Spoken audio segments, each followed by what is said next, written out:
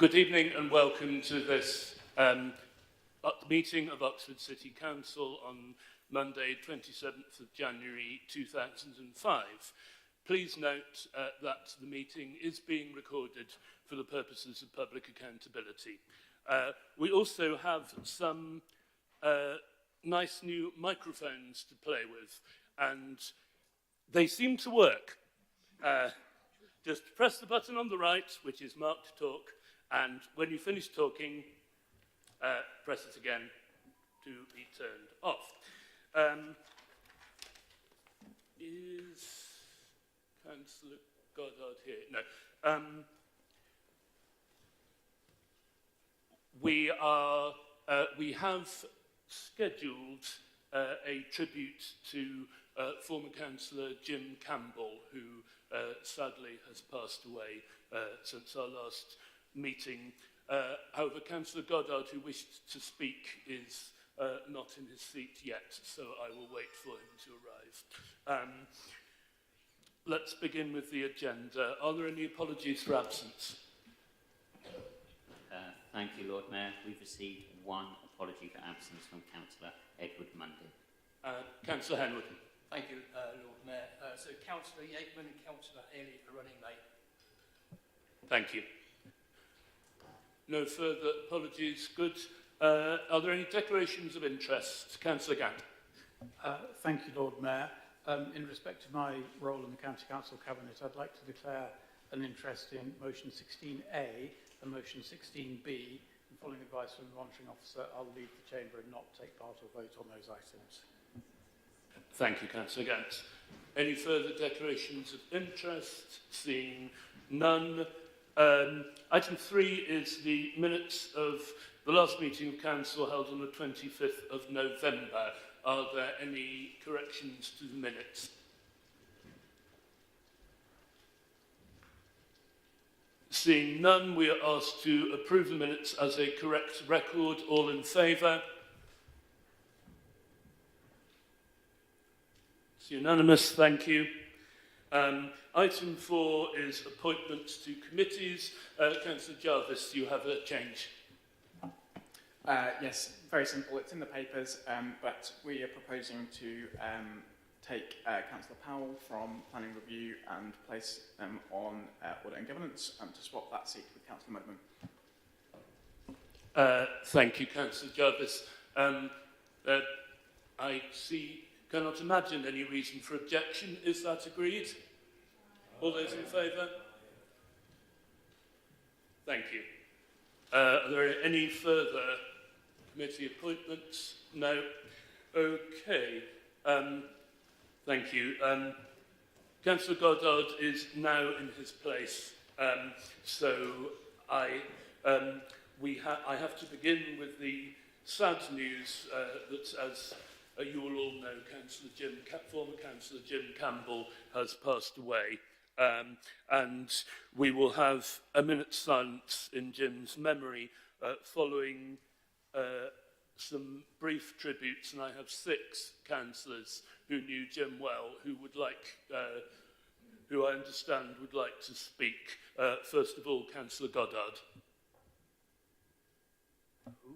Thank you very much, my Lord Mayor, and apologies for keeping you waiting. Jim was first elected, as colleagues will know, but a few probably weren't quite born at this time, in 1995, in a much larger version of Wolvercut Ward, which existed at the time. It sort of stretched most of the way down the Woodstock Road as far as Polstead Road. I was lucky enough to get elected to the same ward alongside him the very next year, 1996. Served with him as a councillor for that ward until 2002. It was, quite frankly, a privilege. The reason why Jim was asked to stand for the council is because, and this is perhaps a bit obvious to say, he was exactly the sort of person you want as a councillor. He knew his patch fiercely well. He was one of the most kindly and caring people that you could possibly hope to meet, which is not the same thing, of course, as saying that he was in any sort of sense a pushover. If he decided that something was right, then he damn well went for it. That among many other things, is one of the things that made him such a good colleague. I'm 95% sure that I'm right in saying that Jim was the first Liberal Democrat Lord Mayor of Oxford. Fairly sure that's historically correct, and it is certainly a position which he took a very great deal of pleasure in. One of the earliest memories of both my children is standing by the street down at the bottom end of Woodstock Road, waving at Jim as he went past on the Lord Mayor's parade float, and him looking ridiculously pleased about the whole thing, and I can't say as I blame him.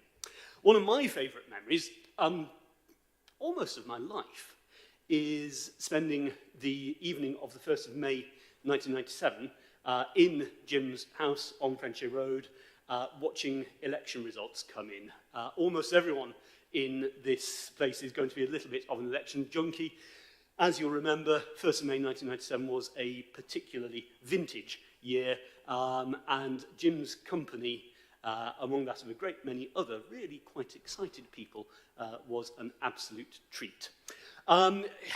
There's a lot more one could say about Jim, but I will leave that to colleagues. One thing which I've reminded myself of in looking at that invaluable website which gives Oxford election results over the years is that he, in 2002, managed the feat of coming joint top in a poll for St Margaret's Ward. Luckily, it was a two-member vacancy, so both he and his colleague Corinna Redmond got elected. But again, that feels like a little bit of a first and something, one of the many things somewhat unique about him. He'll be very much missed. Thank you, Steve. Councillor Brown. I was actually going to hand over to Councillor Hollingsworth to speak, because you'll hear plenty from me at this meeting, I suspect. It's a very short statement, and it echoes some of the things that Steve has already said. Jim was a wise, a kind, a thoughtful man whose wisdom shone through here and outside. And as a fellow person who's very interested and enjoys poetry, his love of poetry always came through and was something positive about. Others will speak, as Steve has done, about his service to the people of this city, and it's right that tribute should be paid to him for that. But my very brief reflection on his service to people in this chamber, and in particular two of them who had been elected the year before Jim in 1994, and in March 1999 became, apparently, according to Jim, the first pair of city councillors, Oxford city councillors, to become a pair of parents. And everyone had kind words to say from every side of the chamber. But it was Jim, inevitably, who organised a gift from all the councillors to frankly entirely unexpected and also frankly extremely overtired councillors. And we can still reflect on that as the people who received it in our house, and it said everything about what a kind of man he was. And I think it's good for us to reflect on him and give him this tribute. Thank you, Alex. Councillor Malik. Thank you, Lord Mayor. I met Jim Campbell in 2001 when I decided to stand in 2002 elections. Apart from being a councillor and colleague, he was a very kind gentleman, and there are a couple of memories. He was a great host, because whenever you had the election, then his residents, many colleagues will turn up and he will give a reception and everything. And then obviously he was a Lord Mayor. And the other thing I remember him, on one point he hurt his leg, and he was a very keen cyclist. So he got bicycle modified to pedal with one leg. And he, so this is what I remember about Jim. And he was a nice man. I mean, I echo what Councillor Goddard and the others said. Thank you, Sarge. Councillor Ross Smith is not here. And Councillor Mary Clarkson is also not here yet. Okay. We have heard speeches from across the chamber and heard how much Jim Campbell was valued and liked across the political divide. I propose that we rise for 1 minute's silence in honour of him.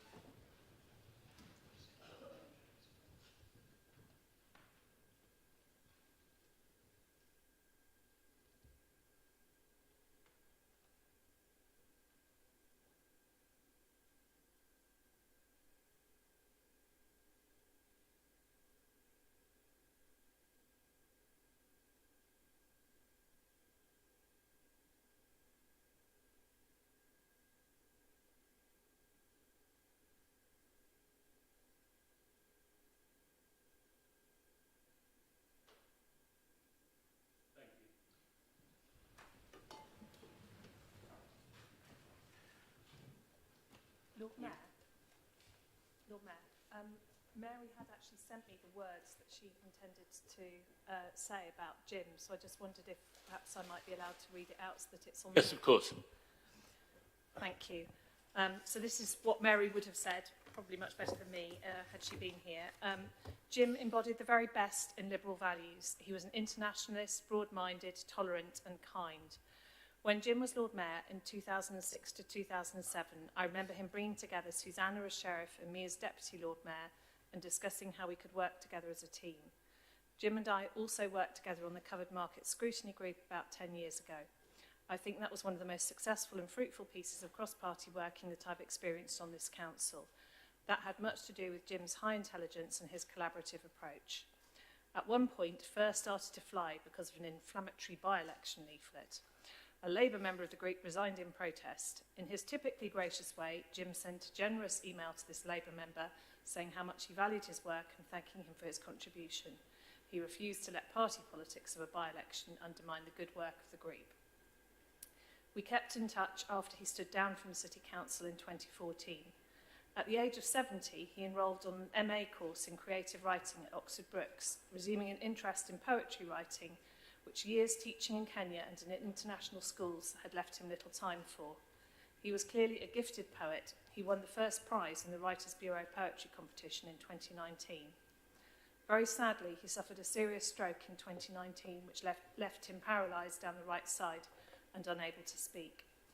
In these times of division and increased unpleasantness across politics, we need to have far more people like Jim. I will miss his wisdom and insight and will remember him with great affection. And just to be clear, those are Mary's words, not mine, but I absolutely concur with them. Thank you, Susan.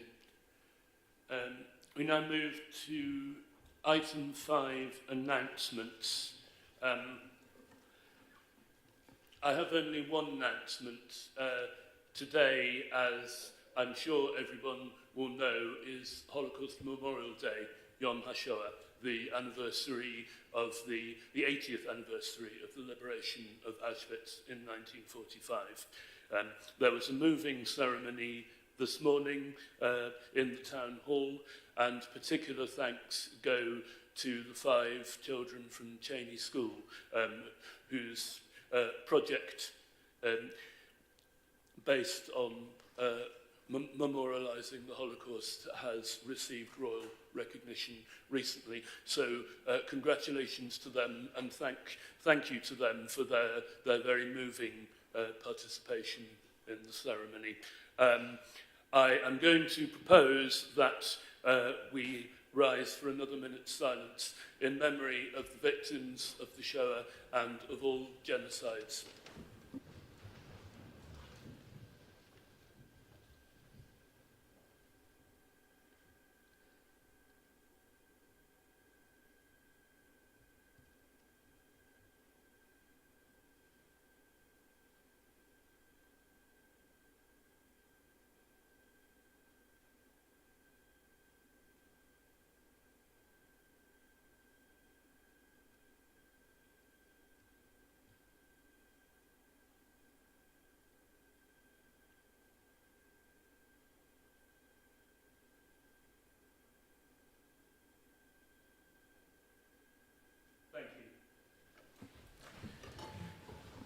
Do we have any announcements from the Sheriff? No, Lord Mayor. The Leader of the Council. Thank you, Lord Mayor. I have one announcement, which is the civic office holders for next year. So just to let everybody know, the next year's Lord Mayor will be Councillor Louise Upton. The Deputy Lord Mayor will be yourself, Lord Mayor, and the Sheriff will be Councillor Andrew Gant. So congratulations to all of them, and we thank them in advance for their service. So thank you. Thank you, Susan, and yes, I'm sure it may be a relief, perhaps, to some members of council, and particularly some officers, the time to be demoted. Now that Councillor Ross Smith has taken her seat, was there?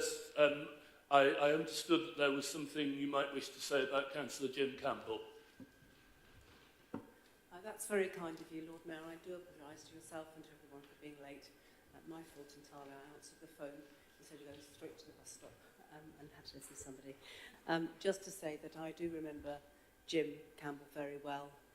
I think the word to describe him would be as a gentleman.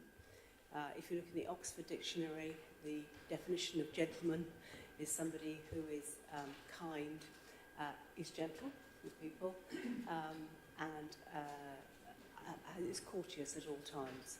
The Oxford Dictionary has a slightly different variation on the definition of gentleman, but I have to say that he encompassed both, and I shall miss him. Thank you. Thank you, Ros. Are there any announcements from Chief Executive, Chief Finance Officer, Monitoring Officer? No. I turn to the City Rector. Any announcements? Thank you so much, Lord Mayor. Lovely to see everybody. If it's not too late to say Happy New Year. If I may continue on the theme that we've had, it was my privilege to be alongside the Lord Mayor and others this lunchtime. And preparing for this 80th anniversary of the liberation of Auschwitz, I turned to Genocide Watch, an organisation I do commend. And we may know Gregory Stanton's 10 stages leading to genocide. Stanton then reviewed that and he said that they're not actually stages. This isn't a ladder. They are really 10 processes, and often they happen side by side.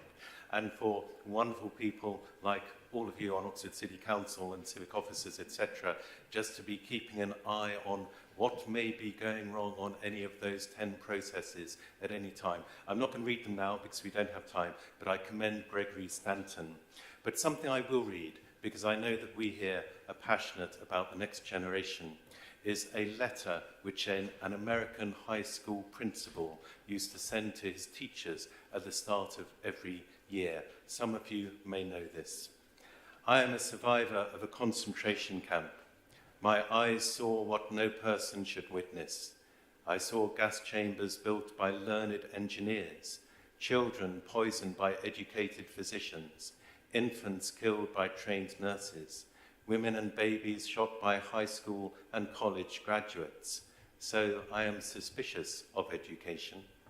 My request is this: help your children become human. Your efforts must never produce learned monsters, skilled psychopaths, or educated Eichmanns. Reading, writing, and arithmetic are important only if they serve to make our children more human.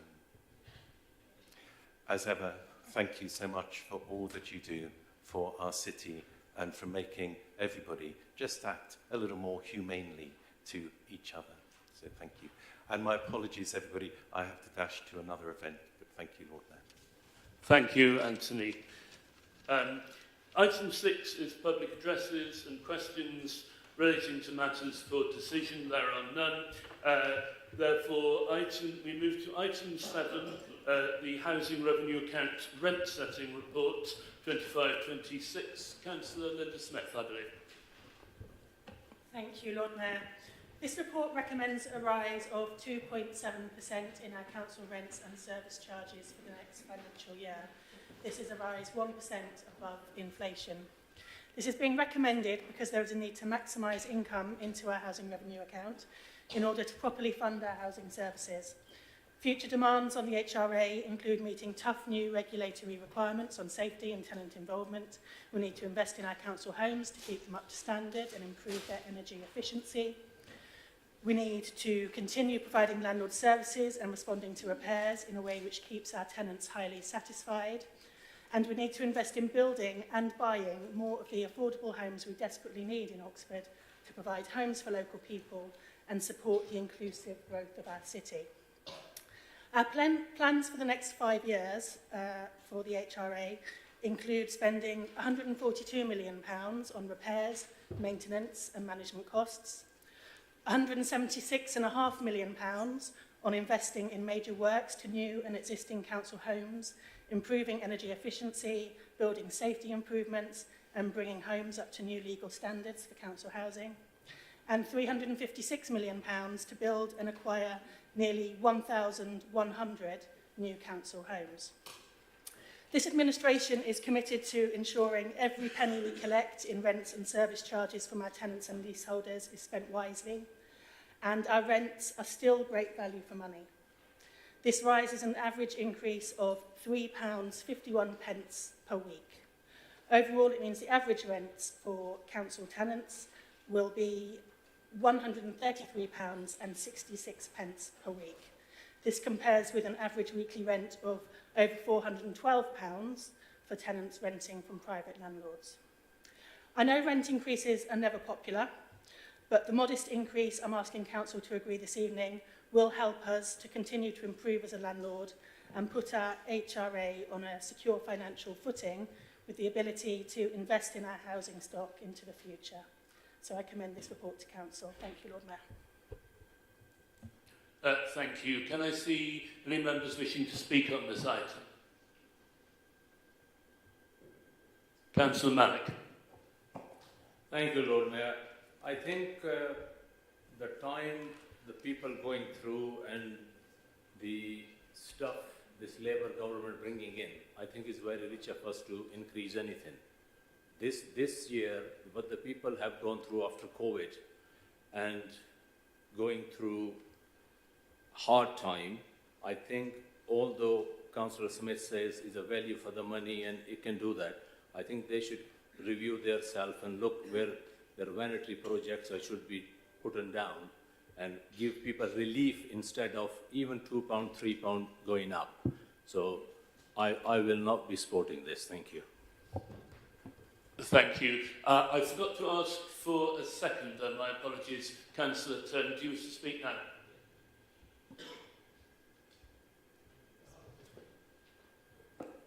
Yeah, I was intending to do so formally, but I think given Councillor Malik's suggestion just now, I'll put in just a tiny bit of substance. I mean, this is a rent-setting report, but of course it will time with the HRA budget setting. It's fairly easy to make a statement saying, oh, it'd be better if we charge less rent. It's, of course, harder then to decide what you would change. I heard the reference to vanity projects. I'm not sure what vanity projects exist in our housing revenue account, but my invitation and suggestion for councillors, if they're not happy about it, I mean, that's fine, you know, vote against this report, that's okay, but then do bring amendments showing how you would then amend the HRA budget when we come to sort of set our council budget then, you know, whether it's services for tenants, whether it's new kitchens and bathrooms, whether it's new homes, then of course we'll look forward to seeing some extra funding allocated on the general fund to meet the cost of homelessness if we build fewer homes, whether it's work for things like improving the environment on our council estates that would be cut back, because I for one think it might be a little bit harder than is perhaps implied to make do with less money. Truth is, the HRA's in a difficult financial position, and we do need the rents to increase for the reasons that Linda set out. Are there any further members wishing to speak on this report? Lord Mayor, my name is mentioned. I have a right to reply. With your permission. Of course. Thank you. What Councillor Turner said that, bring the amendment, how we do it. When we take over, the council will do that. You, the administration, you're supposed to give people relief, not to inflict further misery on the people who are struggling day by day. And you're supposed to be a Labour and Socialist party, so-called. So this is why I said this should have been frozen this year instead of creating more on that. That was the point I was trying to make. Thank you. Are there any further members wishing to speak? Seeing none, Councillor Smith, do you wish to sum up? No, I don't have anything else to add, thank you. Thank you. We are asked to approve the rent setting for council rented properties, to approve the rent setting for shared ownership dwellings, and to approve the setting of service charges. Oh, and finally to approve the setting of garage rents. Can I see all those in favour?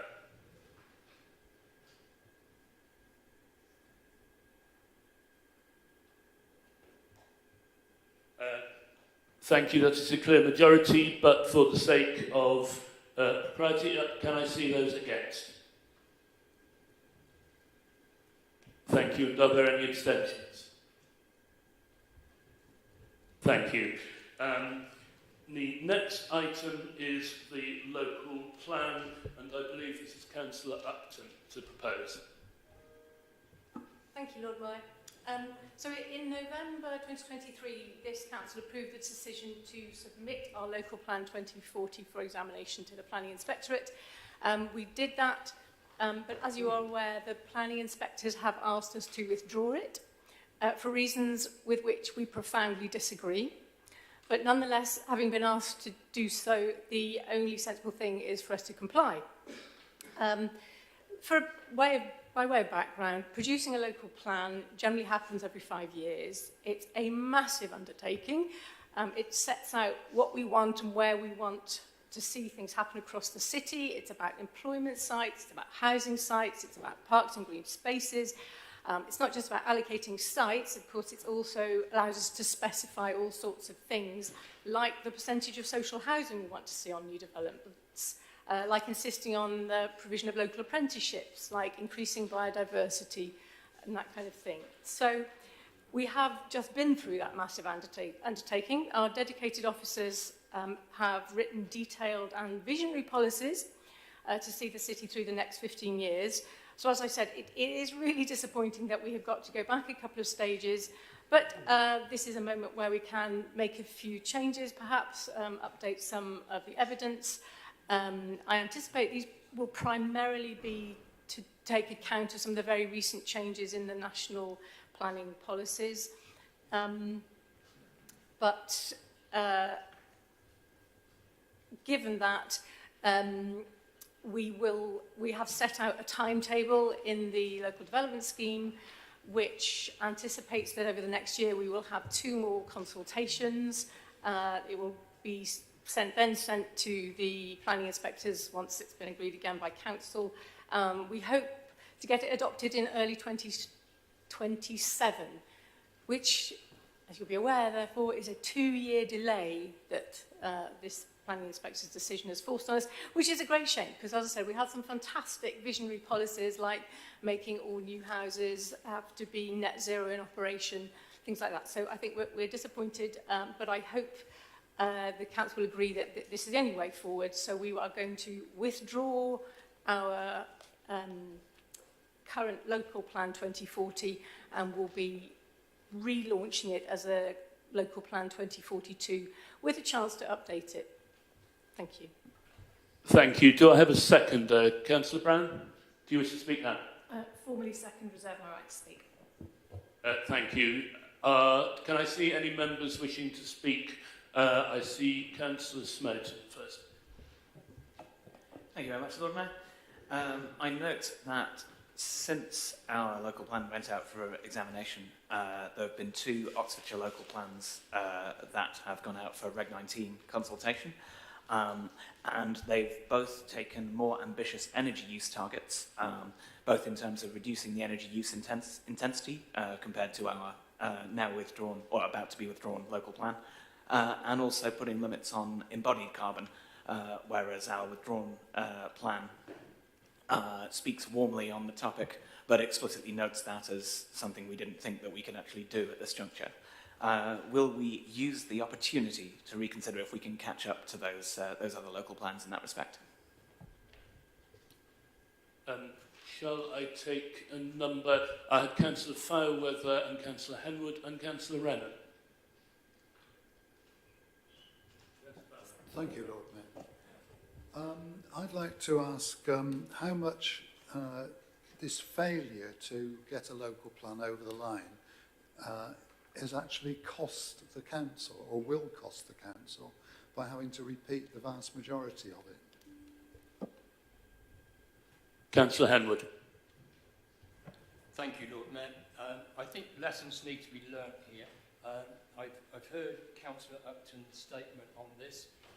I'm disappointed to hear that Labour Group haven't learnt the lessons of poor communication and poor connectivity, clearly stated in the Inspectorate's report. We have to take on board these comments. We need to learn, and we need to take note and reflect on our mistakes. Councillor Renner. Thank you, Lord Mayor. We have no choice but to go ahead with this new plan. The difficulty is that we know that our neighbouring councils are always difficult, and they don't match up to our targets that we set here as a council, and we want housing. So therefore, this is probably what was going to happen, because it happens every time that they don't comply, or they don't oblige as much as they should. So therefore, what lessons are we going to learn on that front, and how are we going to overcome the difficulties of having these councils next door to us that don't listen on anything?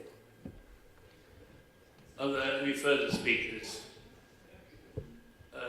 Seeing none, Councillor Brand, would you like to speak now? Thank you very much. Yes, I would just like to say a few things. One is, as we have said on a number of occasions previously, the decision by the inspector was both surprising and extremely disappointing. In terms of lessons learned, I'm not sure that there are many easy lessons to learn from this, because the truth is that in any local plan inspection, you are in the hands of an individual inspector. And his decision was surprising and disappointing. Councillor Henwood's particular point I would like to address as well, because he has several times repeated this canard that the inspector said that there was poor communication, poor connectivity. It is not true. It is not in there. And so I don't know where he's getting that from, but that is not part of the reasons for objecting to our local plan. In fact, those issues hadn't even been addressed at the point of the local plan recommendations from the inspector. So I think it is really disappointing. We are going to have to work really hard to make sure that we have a local plan. There are some opportunities, as Councillor Upton has rightly said, and I think that those will be ones that we will take with open arms, and we will work hard to work with neighbouring authorities and to try and bring them with us. There are many things that we can work on together, and we hope that we can do that. Thank you. And finally, Councillor Upton Summer. Thank you very much. Yes, just to address some of the individual points. If other councils have come up with some good things, we'll absolutely look to include them. For example, the embodied carbon, we had an aspiration to include that, but we felt at the time that there were not sufficiently good ways, robust ways of measuring it, that we could include it. But if some of our surrounding districts can get that through, happy days. I'm sure we will want to include that. The question of finance, we've looked at the staffing levels we have in the planning policy team and think it can be resourced by the existing staff that we have. You said majority needing to be re-looked at. I think it really will be a minority. Most of these policies, after all, were supposed to be going into operation in a couple of months' time if everything had gone well. So I think it will be a fairly light touch review of it. And I think on that, Councillor Raymond, absolutely, I do hope we can get our neighbouring councils to collaborate with us on housing the numbers, on building the number of homes that we have forecast we need. Thank you. Thank you. We are asked to approve the withdrawal of the Oxford local plan and the statement which is attached. To note, on the other hand, the Cabinet decision to approve the local development scheme and to authorise the head of planning and regulatory services by delegated powers to make any necessary minor corrections. Can I see all those in favour? I think that's unanimous. Yes? Thank you. We move on to officer reports. Item 9 is on urgent key decisions taken since our last meeting. This is just for noting, but Councillor Brand, did you have anything to say? Are there any further members? Councillor Gant. Yes, thank you, Lord Mayor. I served had the honour of serving as the chair of the scrutiny committee of this council for, I think it was 5 years, it might even have been 6. It's all a bit of a blur, to be honest. But during that period, I remember being asked to approve this process a handful of times, and there are 3 on the agenda of this very meeting. The Constitution is pretty clear about the reasons that sometimes it simply isn't practical for the normal procedures to be done for perfectly good timing reasons, and that was explained to me clearly by the officers on the occasions that I've referred to. But those processes are there for a reason. They're there to give proper oversight of decisions, including when they are confidential in nature. And I can't see on the face of it why any of these 3 decisions could not have been organised in such a way as to go through that process. Thank you. Do we have a member of Cabinet? Councillor Brown. Yes. So, I mean, in general, I concur, Councillor Gant. I think that we need to be very careful in using urgent key decisions so that they are genuinely urgent and key. And we have asked the monitoring officer to look at that, and in fact we have a report on the agenda of last Cabinet from the monitoring officer on this, and trying to make sure that we've got better processes in place to make sure this doesn't happen in future. I think it would be fair to say that some of these are, however, urgent and key decisions. When it comes to things like disposal of land, it is often going to be necessary to take them through a process such as this, because ultimately you have to take a decision within a certain time frame, which may not be easy to determine in advance. And the point is that we have a forward plan, and some things just won't be on the forward plan, and the whole process relies on decisions having been on the forward plan, so they can go to scrutiny and then through to Cabinet. So I think that explains some, but definitely not all, and I think we have got to tighten up our processes to make sure that all of our decisions are getting the proper scrutiny and the proper decision-making process, and we are as keen as you are to see that. Councillor Turner. Yeah, thanks, Lord Mayor. I think it's a fair point. Just refreshing my memory of the decisions involved, I think all of them, certainly the 2 which I was closer to, had quite substantial discussion earlier in the process, including at scrutiny. I think what happened was then there was a decision needed to push the button, having previously, if memory serves, taken decisions at Cabinet informed by scrutiny. So I think, fortunately these weren't things, if memory serves, that came completely out of the blue, but I think I do support what Councillor Brown says and indeed what the monitoring officer put in her report. But and I think that's fair. Thank you. Are there any? Yes, I see Councillor Smoten.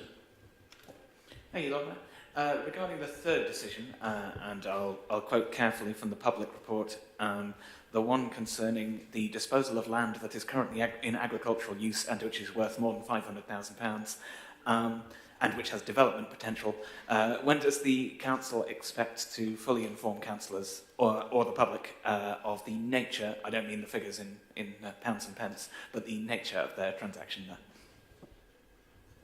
there? Councillor Martin. Thank you.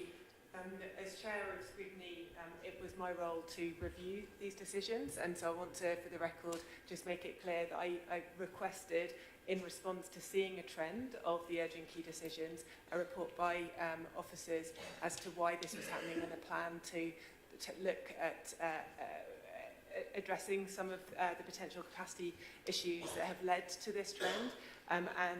We discussed this at scrutiny, and we will refer to these recommendations shortly when we do the report back on scrutiny. But I'd just like to acknowledge that the Law and Governance team have worked very hard to address some of the trend, and we will discuss that shortly in the next future agenda item on this paper. Thank you. Thank you. Who would like to reply to Councillor Brown? Yeah, I'm afraid, Chris, I haven't got an answer for you right now. They will undertake to get a written answer to you about a date on that, or time scale, whatever is appropriate. Yes, thank you, Councillor Miles. I know absolutely scrutiny are on this too. I think, to be fair, it was a pretty much joint approach. I think officers, the monitoring officer, Cabinet and yourselves were all noticing a trend and all seeking to do something about it. So I think with our collective might behind us to try and address this, I hope we will.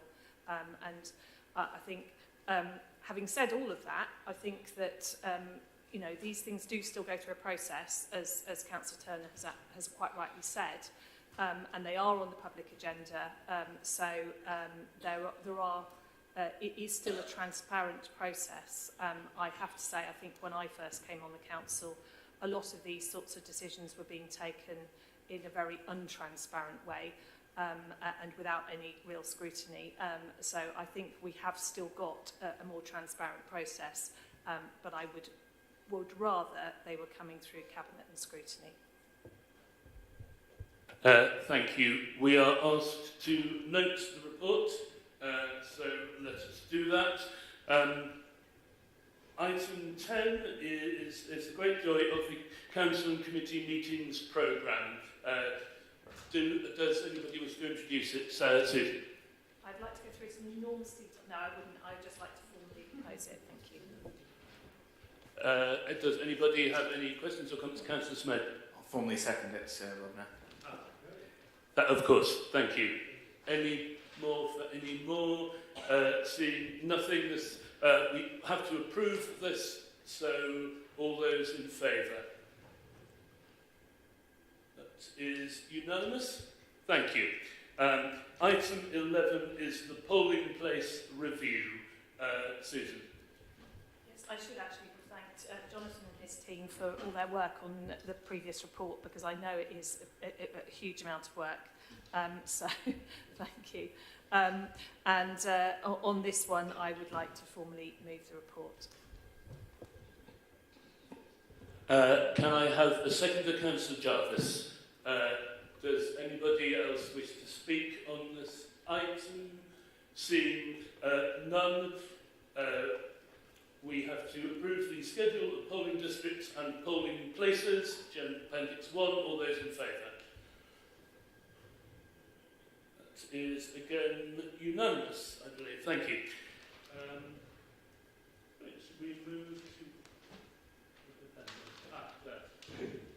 We move to item 12, which is questions on Cabinet minutes.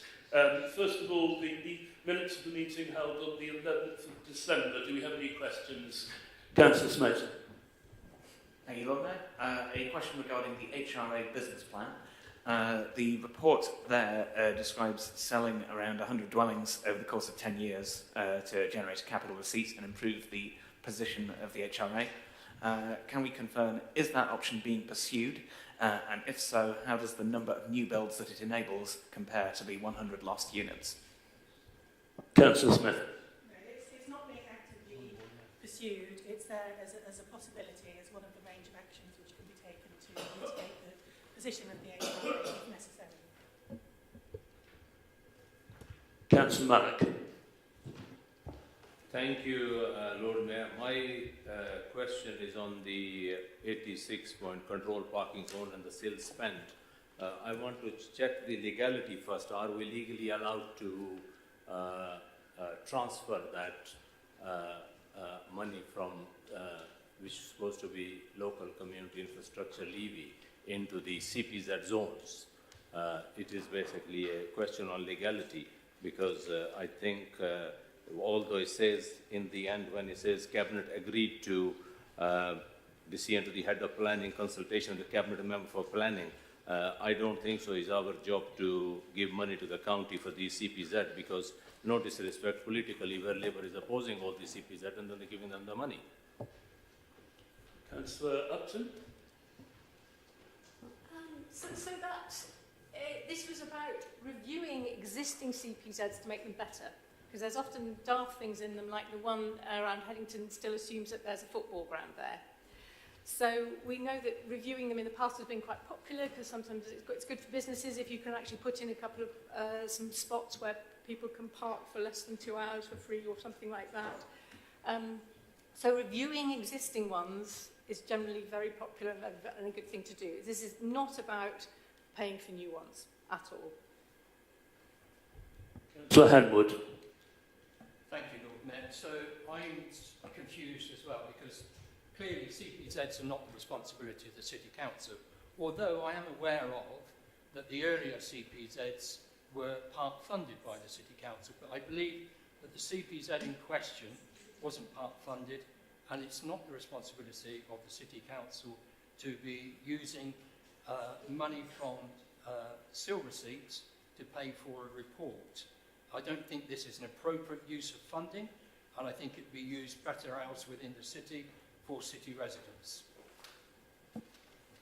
Councillor Brown. Well, I will ask the portfolio holder if she agrees with me that it is actually a very good thing to be able to use the money that we collect for infrastructure on behalf of the county council as well as ourselves to review the transport infrastructure to make it better for local residents and local businesses, which is absolutely the case, particularly in my own ward, in Churchill Ward. People have been asking for this for years and years and years, and I'm really glad that we've been able to engage to try and get that reviewed. Councillor Raymond. Thank you, Lord Mayor. So I'm Councillor Holdsworth questioned its legality in the paper anyway, so I assume we're still waiting for the legal answers on that. Given that the care that the administration is taking over what might be improved, I know that the LTNs have been a disaster.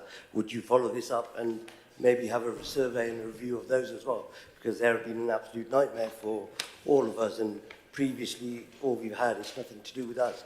So if SIL money is legally used for this, would you commit to using SIL money to see the benefits or otherwise of the LTNs and the traffic filters?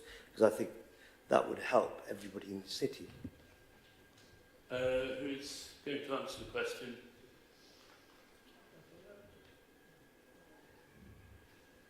Do I have a volunteer? Councillor Upton. So CPZs very much are within something that the City Council has in the past said can be used to support our ambitions in the city, like being able to insist on car-free developments in some of our planning applications that need to have a CPZ around it in order for that to be possible. So I think reviewing CPZs is something that happens quite often, and it is a useful thing to do. LTNs, those really aren't our policy. Those are for the county council. So I'm sorry. I'm certainly not going to commit here and now to putting money into reviewing that. There's no formal process to do that. It's completely different from CPZs. Councillor Marsden. Thank you. With reference to the CPZ review, why is the North Oxford CPZ not being included as part of the review? Not least because a significant portion of the SIL is actually coming from the UNIV development in that area, in that CPZ. And there's been a significant impact on that area from the development itself, from contractor traffic, and we all share a passion, I think, across the chamber of addressing the school-related traffic in North Oxford, and including them within the CPZ review would potentially go some way to addressing that. So I call on you for looking at that and including them, but ask you why they're not included if you're choosing not to. Thank you. Councillor Upton? I believe that we chose something that the county put forward to us. So you might want to go and ask your county colleagues whether they would like to put that one forward to be reviewed. But we haven't been asked to look at that one, and I believe the 7 we were given were the 7 that were prioritised by the county council for us to be done. Thank you. We now move to the minutes of the meeting held on the 22nd of January, only 5 days ago. Are there any questions on these minutes? Councillor Smote. Hey, Lord Mayor, question on the fleet item. Are we convinced that the issue raised there of contracts that are being issued in breach of the local government regulations is limited to fleet purchases? Was there money lost due to the contract being terminated, and was service impacted due to the contract needing to be terminated? Councillor Chapman. Yeah, thank you very much. It was a very helpful report.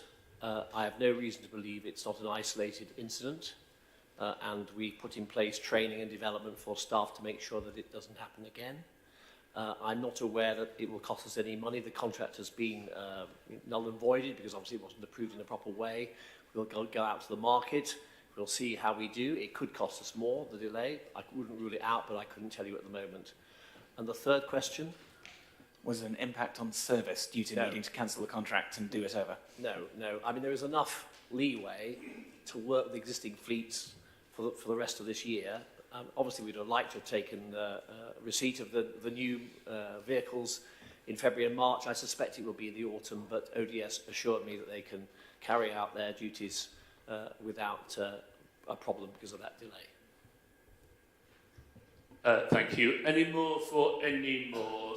Seeing none, thank you. Item 13 is questions on notice from members of council. Beginning with questions to the leader, SB1, Councillor Smoten. Do you have a supplementary?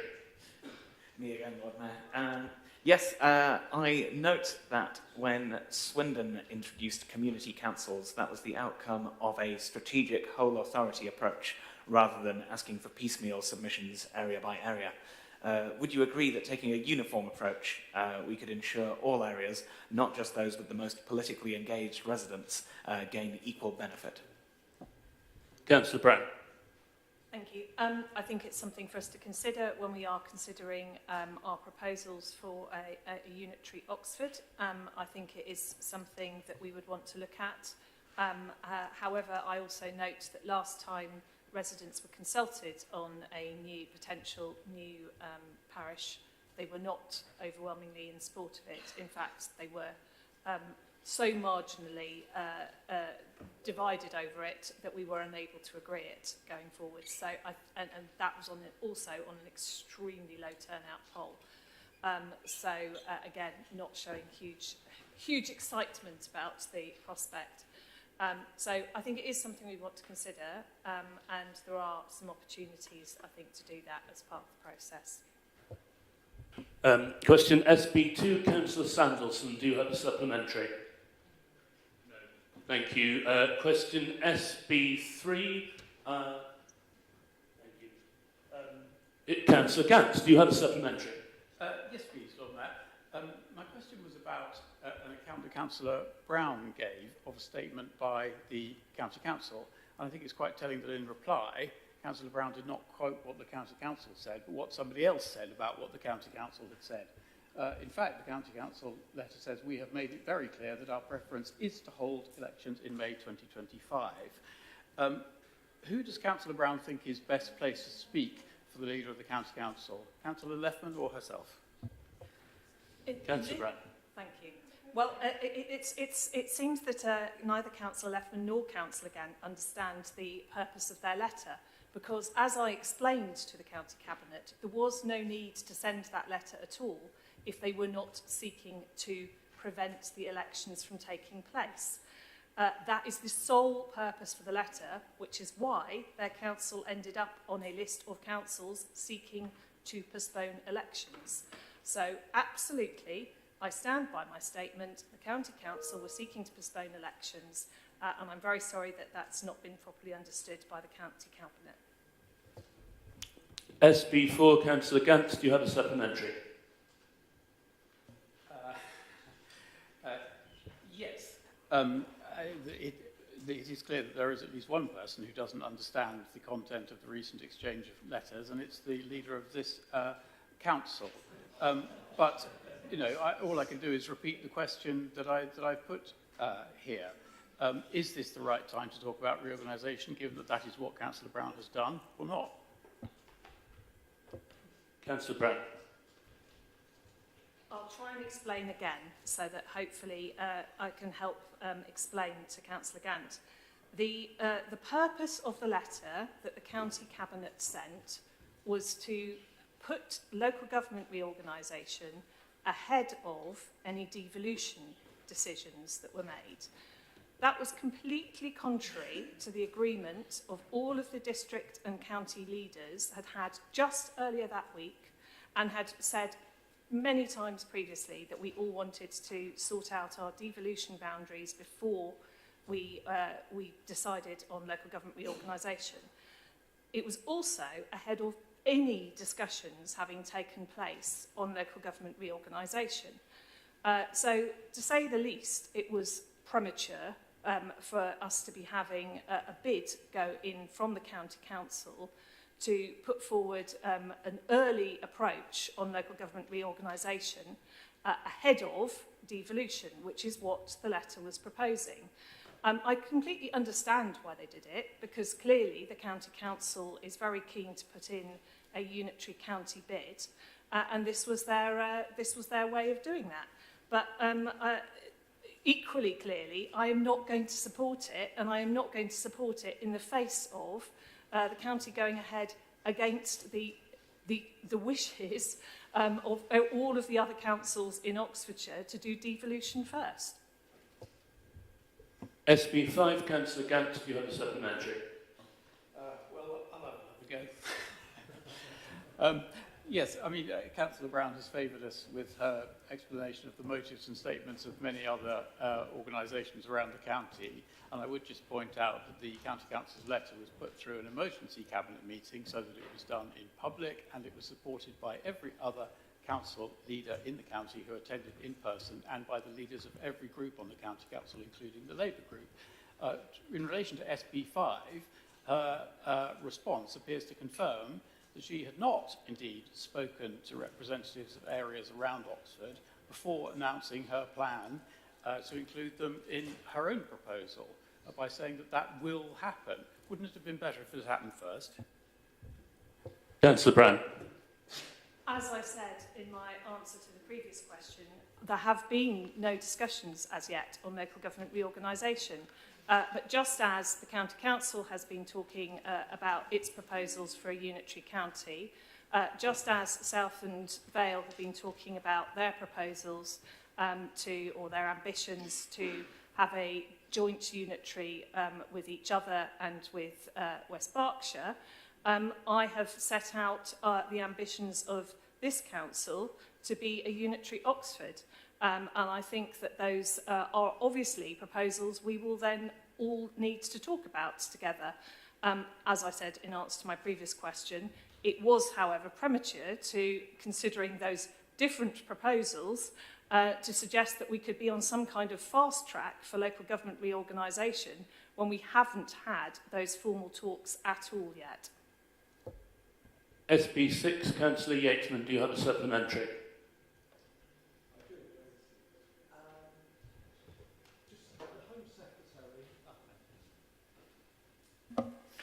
The Home Secretary has announced plans for 5 government-backed local inquiries. I'm only aware of one location so far being confirmed. Will this council, alongside our county colleagues, be seeking to be part of the local inquiries? Councillor Brown. Thank you, Councillor Yateman. I think ultimately, this will probably be a decision for the county council, but should they wish to put Oxfordshire forward for consideration as part of one of those reviews, I'm sure we would be supportive of that decision. I don't think it is for us to do because they are the lead authority on safeguarding. SB7, Councillor Mudman, do you have a supplementary? Yes, please, Lord Mayor. Thank you for your answer. I regret that the council is not able to take legal action against Network Rail on behalf of local businesses, and not even surprisingly, on behalf of our residents. Given the lengthy delay to the reopening of Botley Road announced last week, will the leader of the council consider taking legal action against Network Rail in its own right, the council's right? As I have indicated, that isn't something that we could do. So I don't see that there's a difference between your proposal. I'm not sure what... sorry, I don't understand the difference between your supplementary and your question. SB8, Councillor Powell, do you have a supplementary? Yes, please, Lord Mayor. Firstly, I'd like to thank Councillor Brown for her response here, and I'd like to also put on the record that I very much hope we get to the motion introduced by Councillor Brown and Councillor Ailton, with which I mostly agree. It is good to hear that she shares my view that Oxford unitary would be the best way forward. In that spirit, I wanted to ask what capacity there would be for cross-party working in putting forward the views of this city, because as she will know, the consultation with local government is at a tier 1 level, so all we have is soft power. So what capacity is there for cross-party working and ensuring this city is properly represented? Thank you. Councillor Brown. Sorry, Lord Mayor. Thank you, Councillor Powell. I am keen to do cross-party working. I want there to be a cross-party approach from this city as part of our proposals when we go forward. And I will be looking to further engage with the opposition groups on our proposals. SB9, Councillor Powell, do you have a supplementary? No, thank you. SB10, Councillor Powell, do you have a supplementary? Yes, please. I thank you again, Councillor Brown, for your sharing my view of the importance of lived experience. As you will know, in the 2021 census, Oxford recorded a particularly high population of queer, gender, diverse and trans residents. Given this, does she share my view that there's a particular importance that people speak with caution and always in a way that recognises the essential humanity of people and in particular doesn't treat real lives as a subject merely for debate? Yes. Mr. Brown. Councillor Brown? Sorry, I think I spoke over you, Lord Mayor. I just said yes.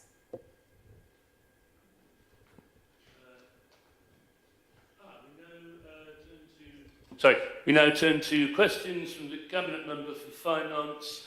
ET1, Councillor Coyne. Do you have a supplementary? No supplementary, thank you, Lord Mayor, but thank you for your answer. Thank you. ET2, Councillor Miles. Do you have a supplementary? Yes, thank you. So the cost of flooding in November was estimated to be 30k based on your response. And given the increased pressures on the reserves of this council to address the loss and damage of flooding, do you think there's sufficient reserves set aside for future unpredictable incidents of flooding? And have you explored other financing approaches for this loss and damage? Thank you. Councillor Turner. Oh, three interesting things in there. On the level of reserves, we're advised by our ever-wise Section 151 officer. Oh, he's giving me a little smile there. He heard that. And a little wink as well. There we go. It's getting better and better. So on the adequacy of reserves, and we'll get that in his 151 officer report. I mean, I'm pretty comfortable, to be honest, not least because I think we've got specific risks. We've also got general risks, and to be honest, we can move different reserves around if we need to. So, again, there's reserves, for example, about future level of business rates, which are very substantial. but if needs be, you could deploy some of that for flooding. You sort of hope not everything goes wrong at once. And our level of reserves is okay, it's relatively healthy. In terms of alternatives, I think at one point the councillor raised a question about the type of insurance we have, and unfortunately, I think that the type of product that she had in mind wouldn't have been cost effective.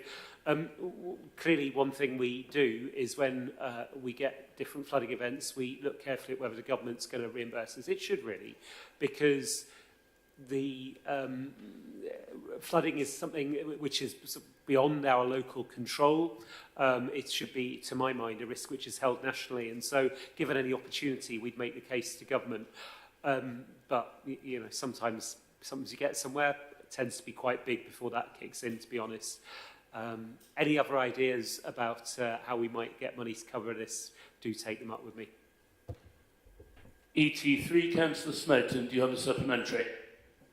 Yes, please, Lord Mayor. Will this council be explicit with ministers that whatever reorganisation takes place, past experience suggests that short-term difficulty that induces is neither quick nor cheap, and an injection of funds to make a success of any reorganisation will be a necessity? Councillor Turner. I mean, the councillor makes a very good point, and I completely agree with him. And it does, you know, it does concern me. So the text of the white paper talks about some research on this, but it was commissioned by the County Councils Network, which isn't where I'd look for neutral research into this question. If the council is interested in quite a critical perspective on this, Colin Copus and Steve Leach have just had something up in the Local Government Chronicle, which is well worth a read. And it does concern me that there might be people, officials saying, well, you know, there's all this money to be saved, so you could say you're giving local government extra money, but it's doing so instead by savings, and the assumptions there would be very, very optimistic.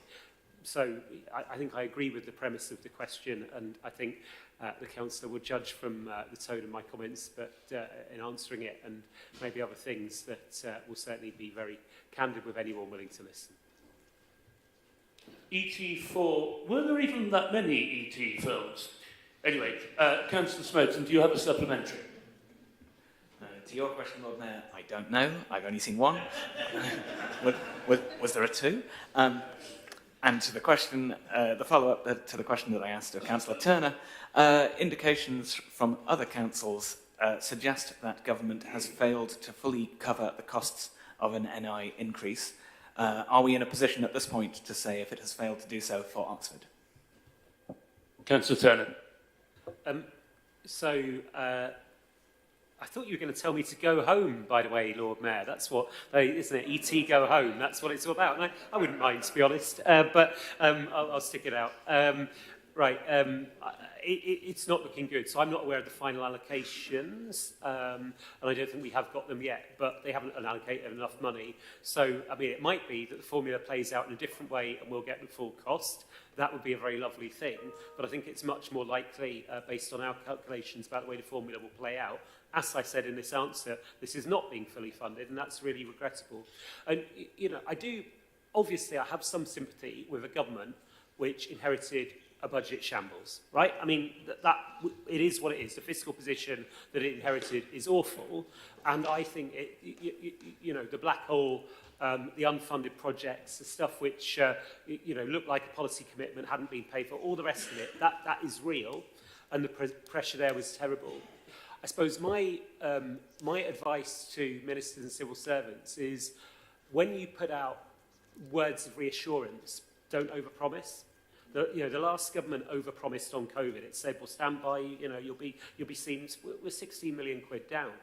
Yeah, I mean, they didn't keep their word on that. If they'd said, "We have been hit by something which is so big, you may well have to erode your reserves, and we won't fund it," that would have managed expectations better. Now, on the NI increase here, to be honest, if they'd said all of the public sector is going to be hit by this, and it's going to be really difficult, but we think it's the right thing to do, and we've made some headline pledges about not raising not, for example, raising income tax. And we've got the mandate to do that, and we've inherited a dreadful fiscal position, so we will help, but we can't do it all. I think that would have been a better press release. I think if you oversell what you're going to do, then it can lead to disappointment. We will be able to cover it off in a budget. We'll show you how we will cover it off, but yeah, the assessment is that it's not going to be sufficient, sadly. Thank you. From memory, I think the line is ET phone home, and that reminds me to remind members, if they have any mobile devices, please make sure that they're turned on silent. ET5, Councillor Raymond, do you have a supplementary? No. And ET6, do you have a supplementary? No, thank you. Thank you very much. We move to Cabinet Member for Zero Carbon Oxford, AR1, Councillor Miles. Do you have a supplementary? No. AR2, Councillor Miles, supplementary. AR3, Councillor Raymond, supplementary. No. And AR4, no supplementary? Yes. Yes. Yeah. With the judicial review going on at the moment, if the bridge was to go ahead, I understand that trees would be replaced.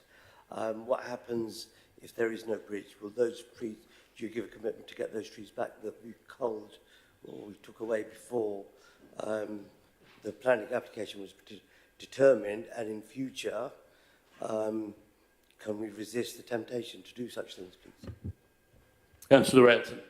Thank you very much. So yes, we made that commitment to replant regardless of, well, certainly back then, the planning decision. So yes, I guess the answer is yes. AR5, Councillor Morris, do you have a supplementary? Yes, very briefly, just to say thank you, Councillor Elton, for the response. And I hope that you appreciate that I may keep asking as we await for further information.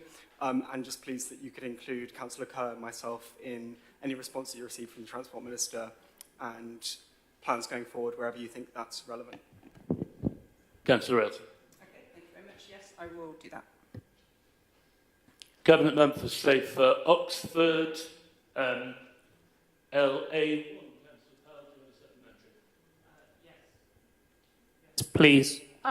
Yes, please, Lord Mayor. So thank you, Councillor Alshad, for your response here. I appreciate your raising it with the Highways Authority. However, as you will know, it is not just an issue here of raising it with the Highway Authority. The legal situation around pavement parking is somewhat complex. I wonder if you would therefore also undertake to write to Annalise Dodds as MP for Oxford East and encourage her to ask that the government take action so that proper powers are given for local authorities to tackle pavement parking. As I'm sure many of us have seen in our wards, this is a significant issue of antisocial behaviour that takes place in our city, and it is something where local government really needs more powers in order to address it. Thank you. Councillor Alshad. Sorry, Lord Mayor. Yeah, I'm absolutely happy to do that. Thank you. Questions, Cabinet Member for a Healthy Oxford, CM1, Councillor Snowden. Do you have a supplementary? No supplementary, Lord Mayor, thank you. Thank you. Cabinet Member for Housing and Communities, LS1, Councillor Miles. Do you have a supplementary? Yeah, I just wondered whether the Cabinet Member could elaborate whether there is any feasibility to collect information on who is the ultimate owner of the properties that are being licensed under either the selective or HMO licensing schemes. Thank you. Councillor Smith. It's something I'm happy to explore with officers as we look to renew the scheme.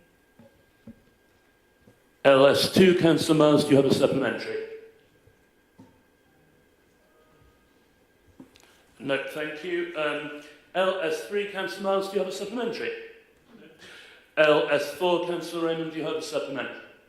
No, Lord Mayor, I think, no, I don't. You get that. There's no 5, 6 is mine. No. LS6, which our officers have helpfully renumbered 5, but I apologise, it's down in the agenda of 6. Do you have a supplementary? No for 6.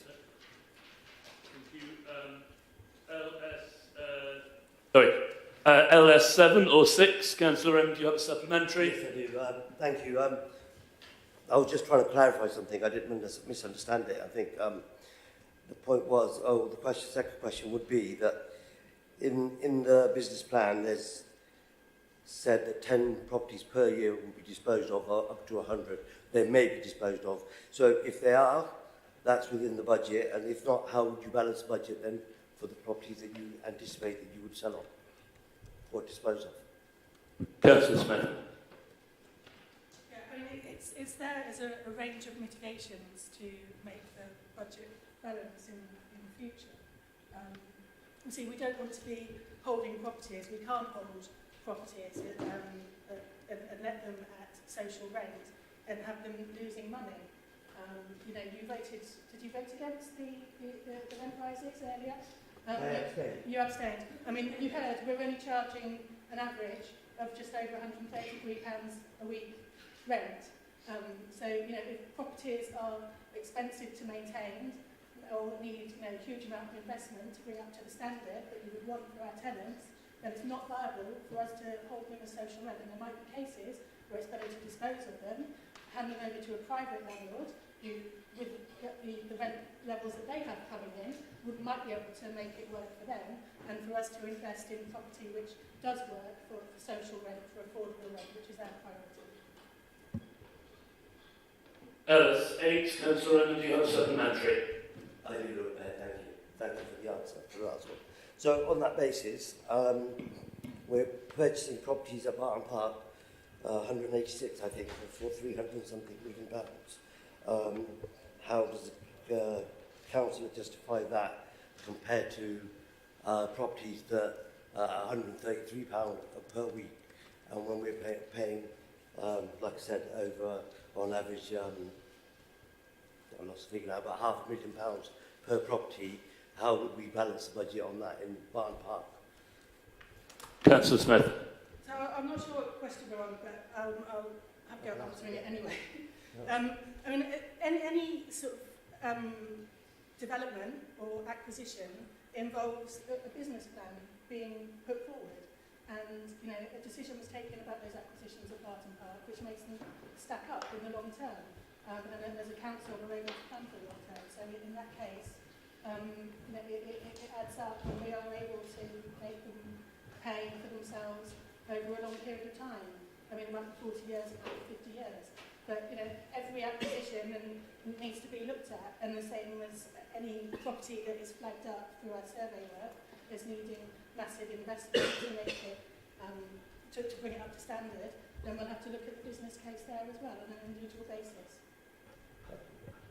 Ellis, 9, Councillor Roll, do you have a supplementary? Thank you. Questions to Cabinet Member for Planning, LU1, Councillor Goddard, do you have a supplementary? Yes.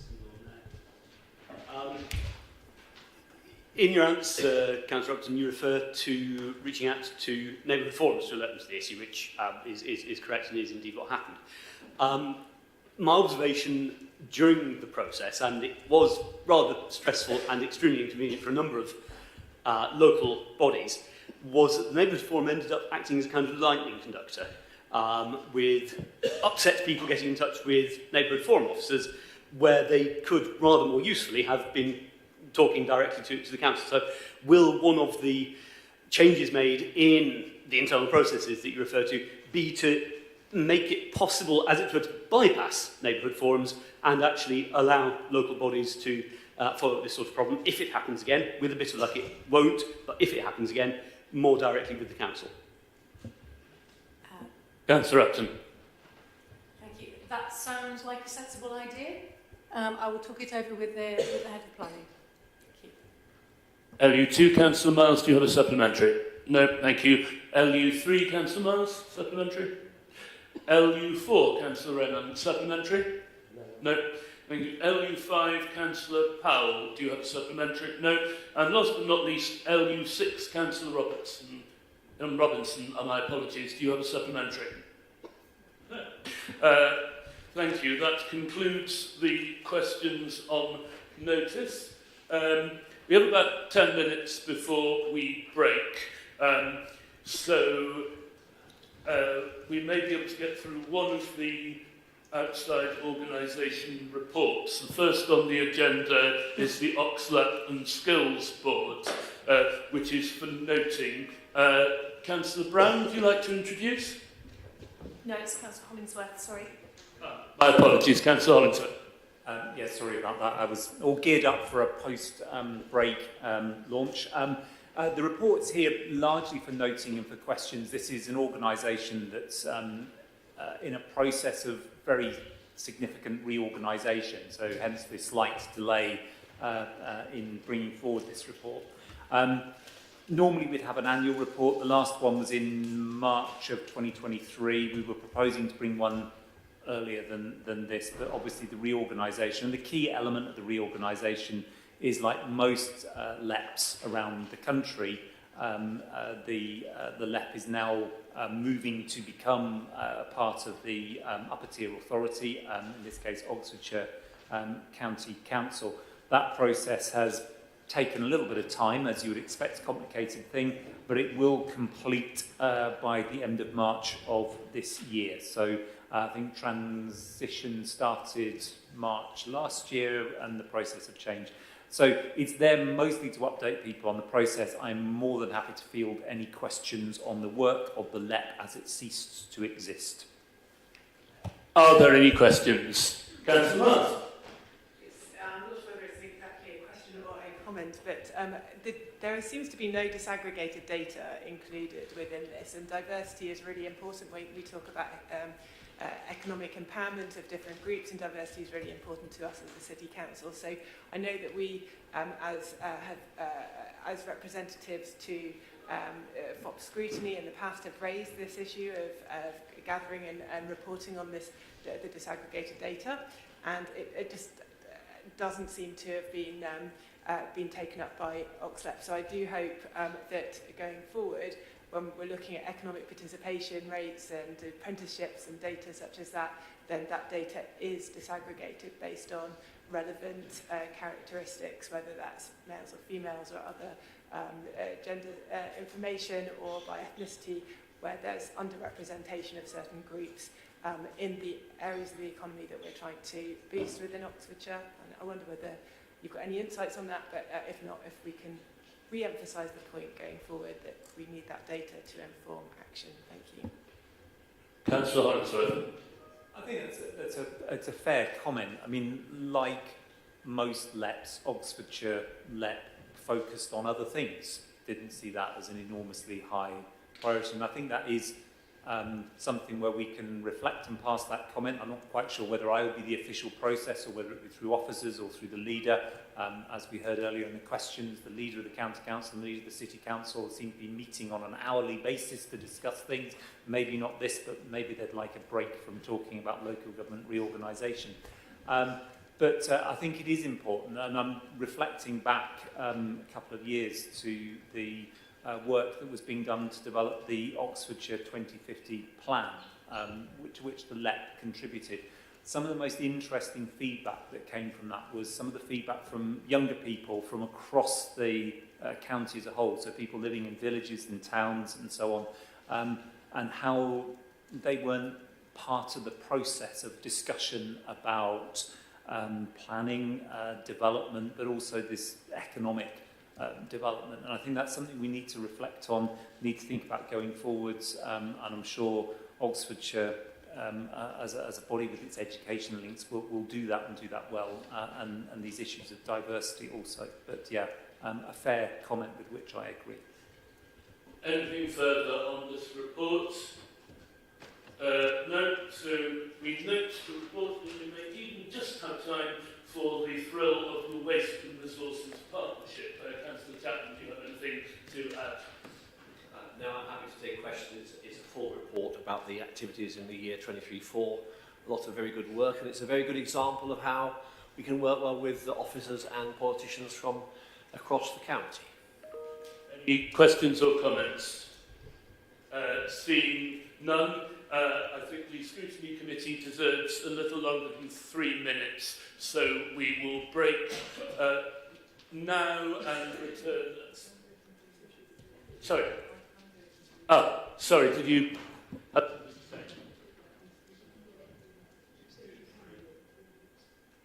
Oh, okay, excellent. If you are volunteering to cover the scrutiny report in 3 minutes, please do. Thank you. Well, the reporting period is actually from the 1st of October to the 14th of January, and I'd like to thank Jonathan, Celeste and the team for all the support since the last meetings. We met 5 times during that period, and there were 5 panel meetings, 32 recommendations to Cabinet, of which the Cabinet and the shareholder joint venture group, they agreed 26 fully, 4 partially and 5 were rejected. What I'd just like to draw attention to was the point raised around the urgent decisions, and 2 recommendations were accepted on this. And the first was that Cabinet supports the continued implementation and embedding of the actions proposed to mitigate the increased number of urgent key decisions taken. So that's good news that that recommendation was accepted. And the second one, that officers ensure an end-of-year report is submitted to Scrutiny Committee reporting the number and nature of urgent key decisions taken, including data to track trends and evaluate distinctions between capacity-related and unavoidable issues.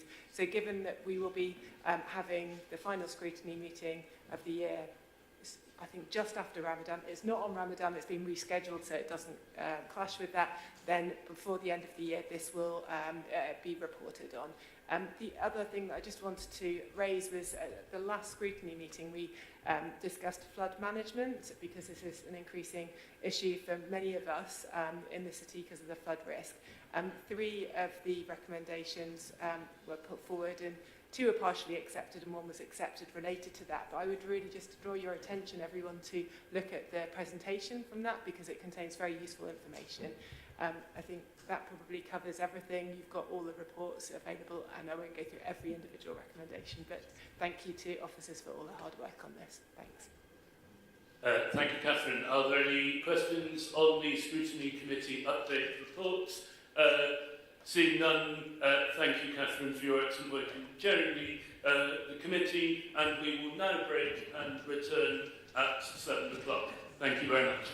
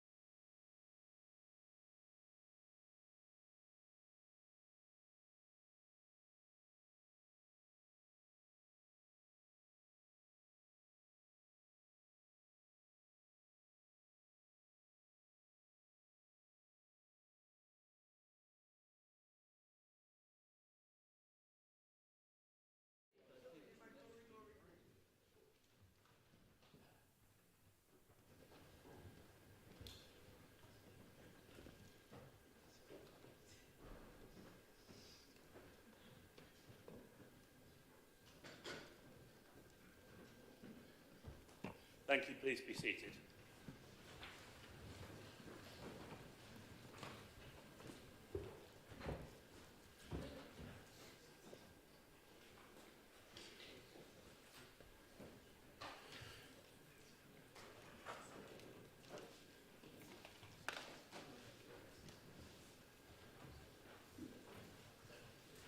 Musical chairs.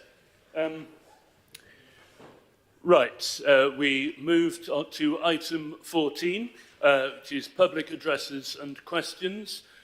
We have two, and I believe the first is Mr. LeVay. Is that correct?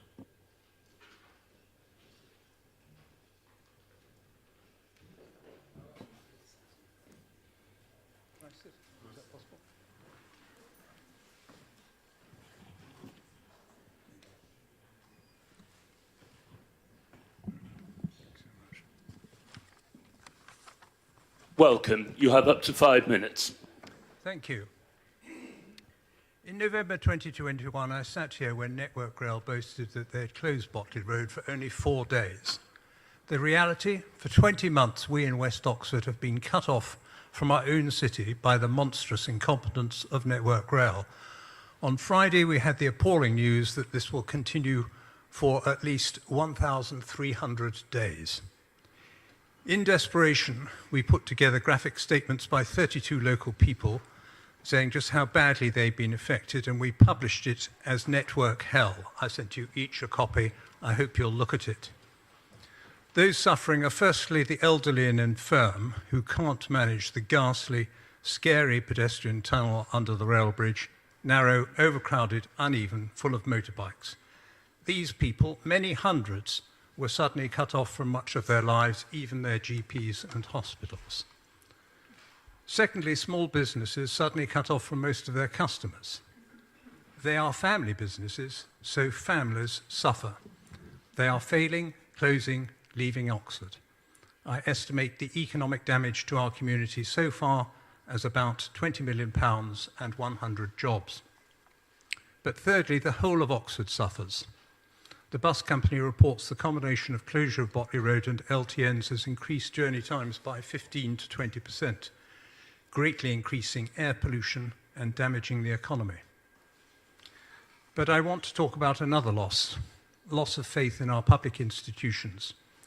For 2 years in West Oxford, we have suffered exclusion from our own city, unbearable intrusion of works and traffic, and uncertainty from one week to another, as Network Rail constantly miss their own deadlines. And no one has listened to us, no one has cared what is happening to us, not Network Rail, Kier, Thames Water, British Gas, the government, the county council, or, I have to say, this council. No difference whether privatised, nationalised or elected, all keen to look the other way and get on with other things. The only official contact from your council was a guy who came to make quite sure that our small businesses knew you would not help them. You may say your functions as a council are not involved, certainly not to the extent of the county council, which we regard as deeply culpable. But you have some involvement. You authorise night working through Section 61 agreements. We asked you to consult us about them, you did not. We asked for copies of them, we haven't had them. One of my neighbours, a 90-year-old woman, last year lay awake night after night, sleepless in her kitchen, because the smashing noise of piling work within 40 metres of her bedroom was quite unendurable. It was torture. You authorised it. But the issue is wider than that. Democracy is in a bad way. In America, it may not survive. The Tory party has been ripped up. Labour is in power, but extraordinarily unpopular. Scary fringe passes are on the rise. A recent poll showed that 1 in 5 young people don't think much of democracy. And thinking of our experience, why should they? We've been suffering for 2 years something like occupation by entities that are incompetent and arrogant and completely unaccountable, yet we were not heard. You trumpet great plans for Westgate or Oxford North, which seem to us who live in West Oxford have nothing to do with us, not to benefit us. We've had no real say in them. Few voters understand the difference between county and city councils. Nobody understands how you're funded. planning is carried out in an occult language, and the one thing it always excludes is what local people actually want. Now we hear Oxford may be abolished and wrapped up in a bigger authority after hard bargaining between politicians. The only people not to have a voice in that are the people. I tell you, this City Hall sometimes feels as remote as Westminster or Brussels. So I think our experience is a challenge to you, each of you.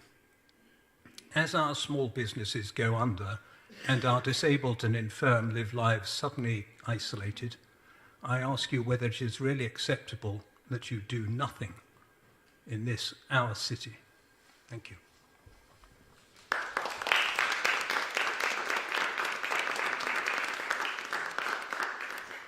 Thank you. Is there a response? Councillor Brown. Yes, thank you, Lord Mayor, and thank you for your address, Mr LeBay, and also for the publication that you sent us, which I certainly have read, and I'm sure many other people have too. I too express my clear and bitter disappointment to Network Rail on behalf of residents and businesses in West Oxford and Botley who've been so severely impacted by the works. As we all know, the works have taken too long already, and the further long extension is extremely unwelcome news. A number of us were sceptical about the dates as soon as we knew that they depended on Thames Water's engagement. I would take issue with your description of City Council involvement. We have on a number of occasions offered support which was taken up by a number of local businesses to support them in a practical way with promotion, and we have done that. And we have written in addition to ask for support for business rate relief on more than one occasion. And I also know that both of your city councillors have made strong representation on behalf of local residents and businesses to Network Rail and to the Rail Minister and to the County Council, as have I. Last year, I asked for the Minister's active involvement, and I'm pleased to see that Lord Hendy's intervention has at least provided clarity over a final end date. And, very importantly, a commitment to improvements in access to the west of the station, better stewarding of the pedestrian tunnel, which we had requested, as well as the completion of the new improved pedestrian walkway by the summer, which should make for an improved pedestrian experience. We mustn't lose sight of the purpose of all this, which is the redevelopment of Oxford Station, and that will bring real long-term benefits to the city. Without it, proposals to reopen the Cowley branch line to passengers or increase the capacity on east-west rail services would not be feasible. However, I am only too aware that this is a very cold comfort to the many residents and businesses who have been so badly impacted by the road closure. Thank you. Thank you. We have a second public speaker, Mr. Lewis.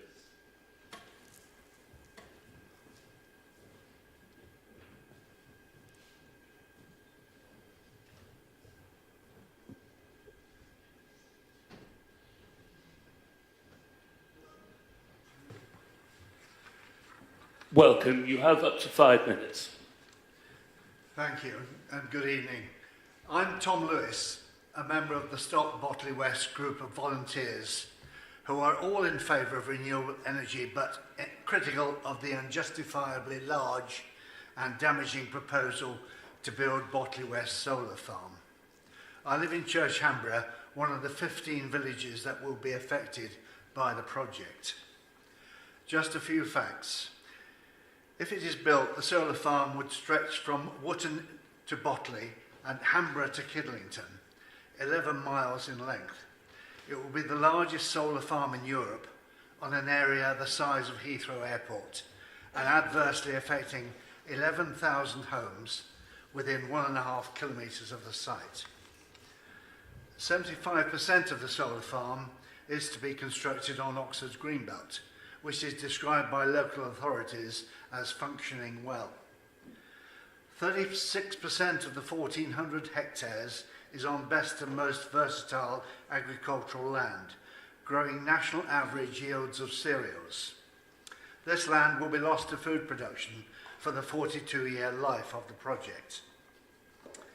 It will involve installing 2.2 million solar panels, ancillary equipment, and at least 30 kilometres of cable runs, tall fences, lights and cameras. It will cross the Thames at Ensham and connect to a new substation near Farnwell before the electricity generated during daylight hours is uploaded to the national grid network and within seconds used throughout the UK, not just Oxfordshire.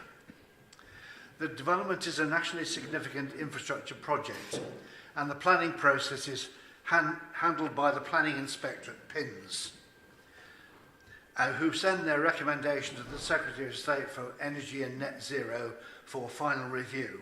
No decision is likely before the middle of 2026.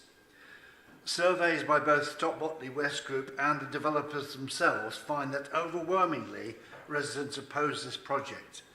Oxford City Council themselves have made a clear statement that the DCO application will need to provide a strong and robust case for the development of this scale, particularly where it will need to demonstrate exceptional circumstances to justify development within the Greenbelt, justify impacts on the setting of a number of heritage assets, including Blenheim Palace.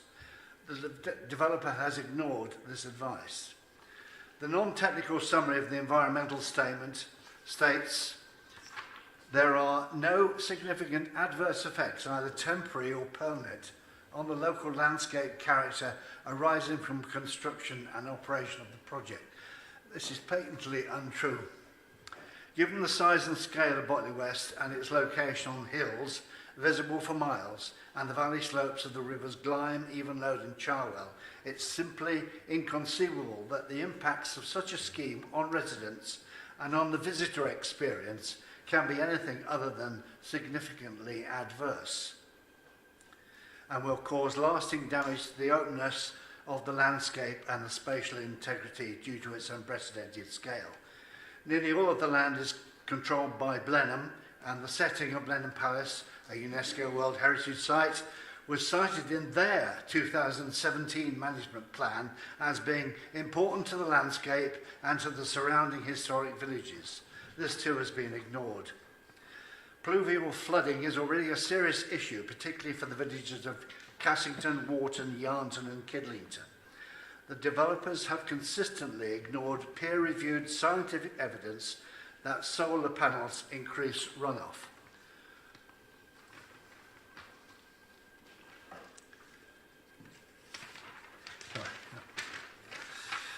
Papers. Water flowing off the area ends up in the River Thames, increasing the risk of flooding downstream, and Oxford City is downstream.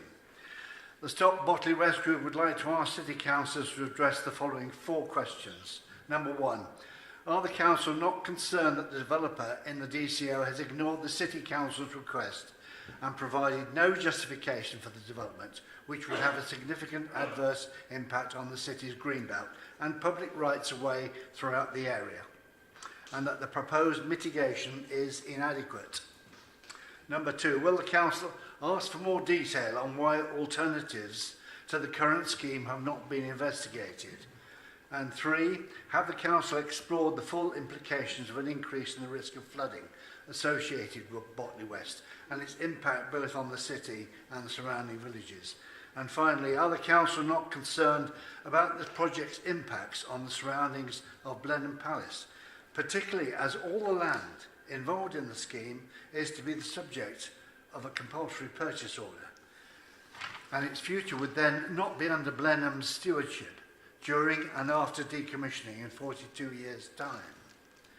At this pre-examination stage, the City Council has a chance now to submit what's called a relevant representation to PINS, raising what are significant concerns for the city and the surrounding area, and I would urge you to do so before the deadline of the 27th of February 2025. Thank you for listening.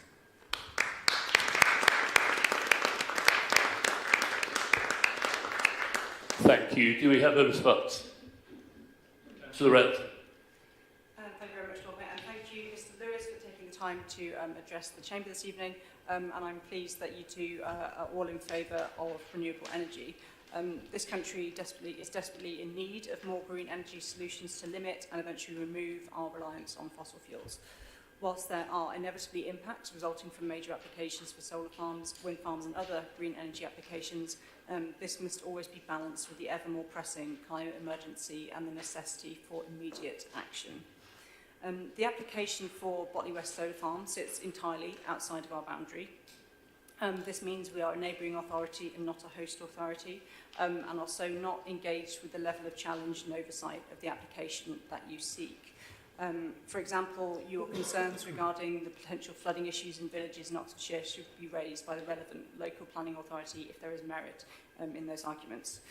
It's also worth clarifying that the green belt that surrounds Oxford is not controlled by the city but is in the hands of our neighbouring councils. They are therefore the relevant councils to protect it or indeed to allow much needed development on it. I, along with many other councillors in this chamber, would not describe the green belt as functioning well. The green belt was always meant to be regularly reviewed and not to strangle necessary housing growth as it does currently. I'd also like to point out that the upstream grid connections built with this project would be of great benefit to this city. In specific response to your questions, for 1 and 2, the purpose of our comment regarding Greenbelt was to ensure that the issue was raised and considered. As a neighbouring authority with no Greenbelt proposed for development, we will review details relevant to the city and submit comment where we believe there is sufficient reason for the planning inspectorate to take it into consideration. Something like the setting of a listed building in another council's area is not something that the council intend to comment upon. For question 3, as the council is not the host authority, it would not be appropriate for us to seek alternative locations. We need both rooftop and ground-mounted solar to be able to reach our net zero targets. For question 4, as mentioned earlier, the host authorities, and in this case the Environment Agency, are the relevant bodies to assess flooding. I couldn't find the peer-reviewed evidence about runoff from PV that was not easily mitigated. We will be submitting a representation to the Planning Inspectorate on this application, but not to object to this scheme. Thank you. That concludes item 14. Thank you very much. We move on to having dealt with all of item 15, A, B and C, we move on to item 16, motions on notice. The first motion is proposed by Councillor Henwood. Councillor Henwood. Thank you, Lord Mayor. And thank you for the opportunity for the IOA's first motion at this full council. I'd like to remind members that this motion has an underpinning message. It's about democracy and transparency, building trust within the local community and excuse me. So what I'm going to do is not read through the whole motion, but just go through the aims of the motion, and then I'll surrender the motion to the floor. So this council believes it would be useful for Oxford City Council to publish the non-statutory supplement to its already published 2023 Air Quality Annual Status Report. This supplement would help provide the public with the council's baseline analysis of nitrogen dioxide pollution levels in the planned ZEZ expansion zone, reusing existing data. The reason why 2023 is important, because it gives us a baseline data figures prior to the introduction of electric buses, which comes in 2024. We would like to compare the two.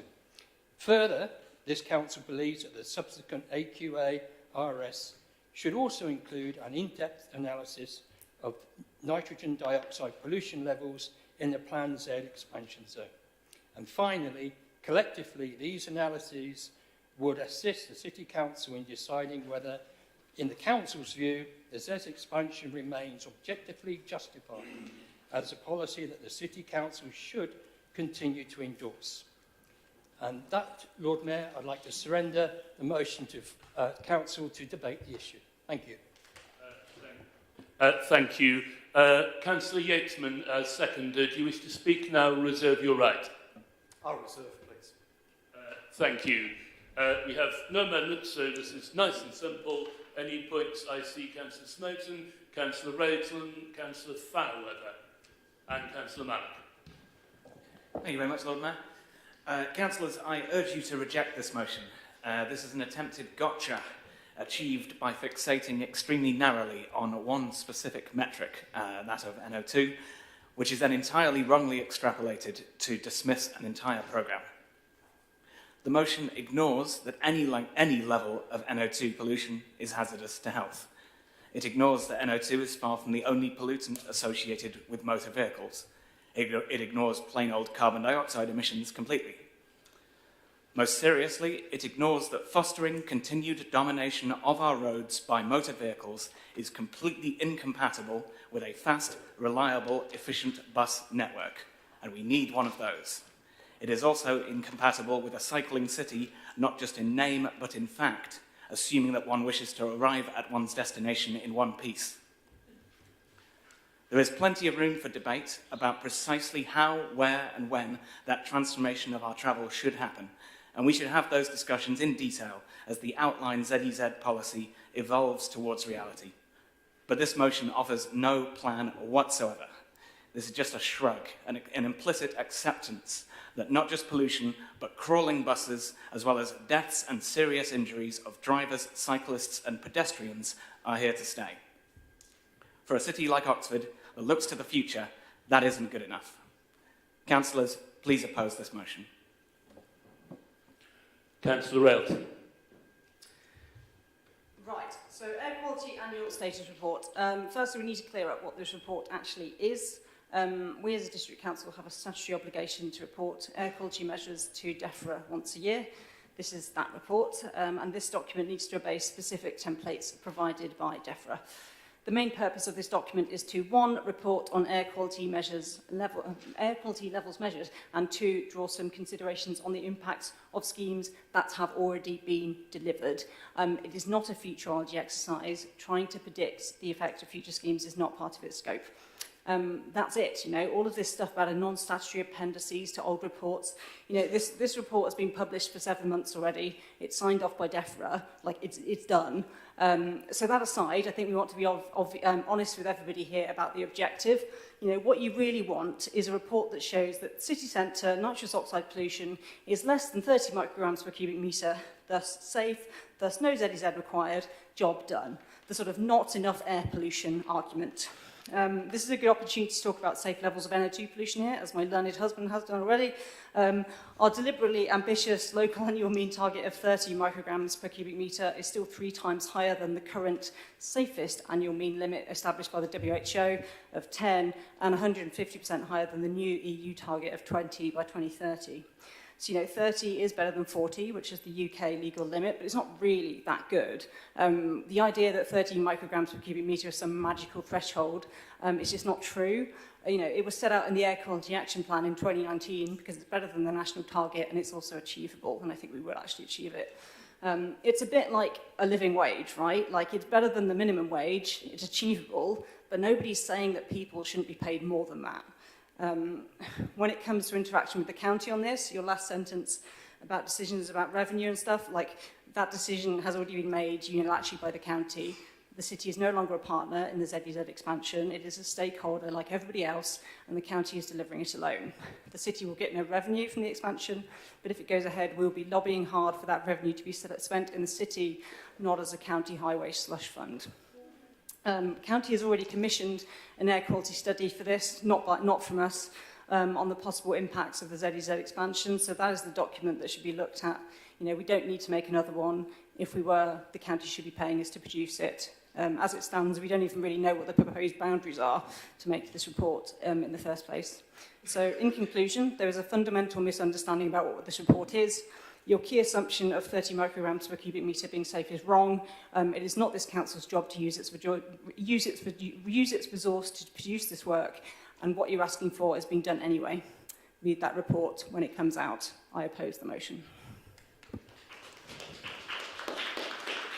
Councillor Fairweather. Thank you, Lord Mayor. I find this motion curiously incomplete. It goes on and on about nitrous oxide levels in Oxford, but omits any reference to other pollutants due to vehicle emissions.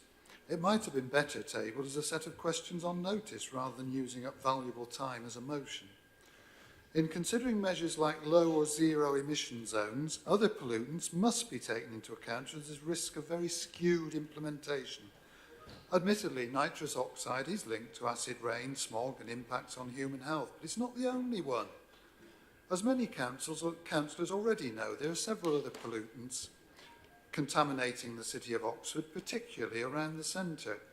One of the drivers behind the original Connecting Oxford plan, which was, after all, agreed enthusiastically by all parties at the time, was the ongoing need to reduce all forms of pollution for Oxford residents.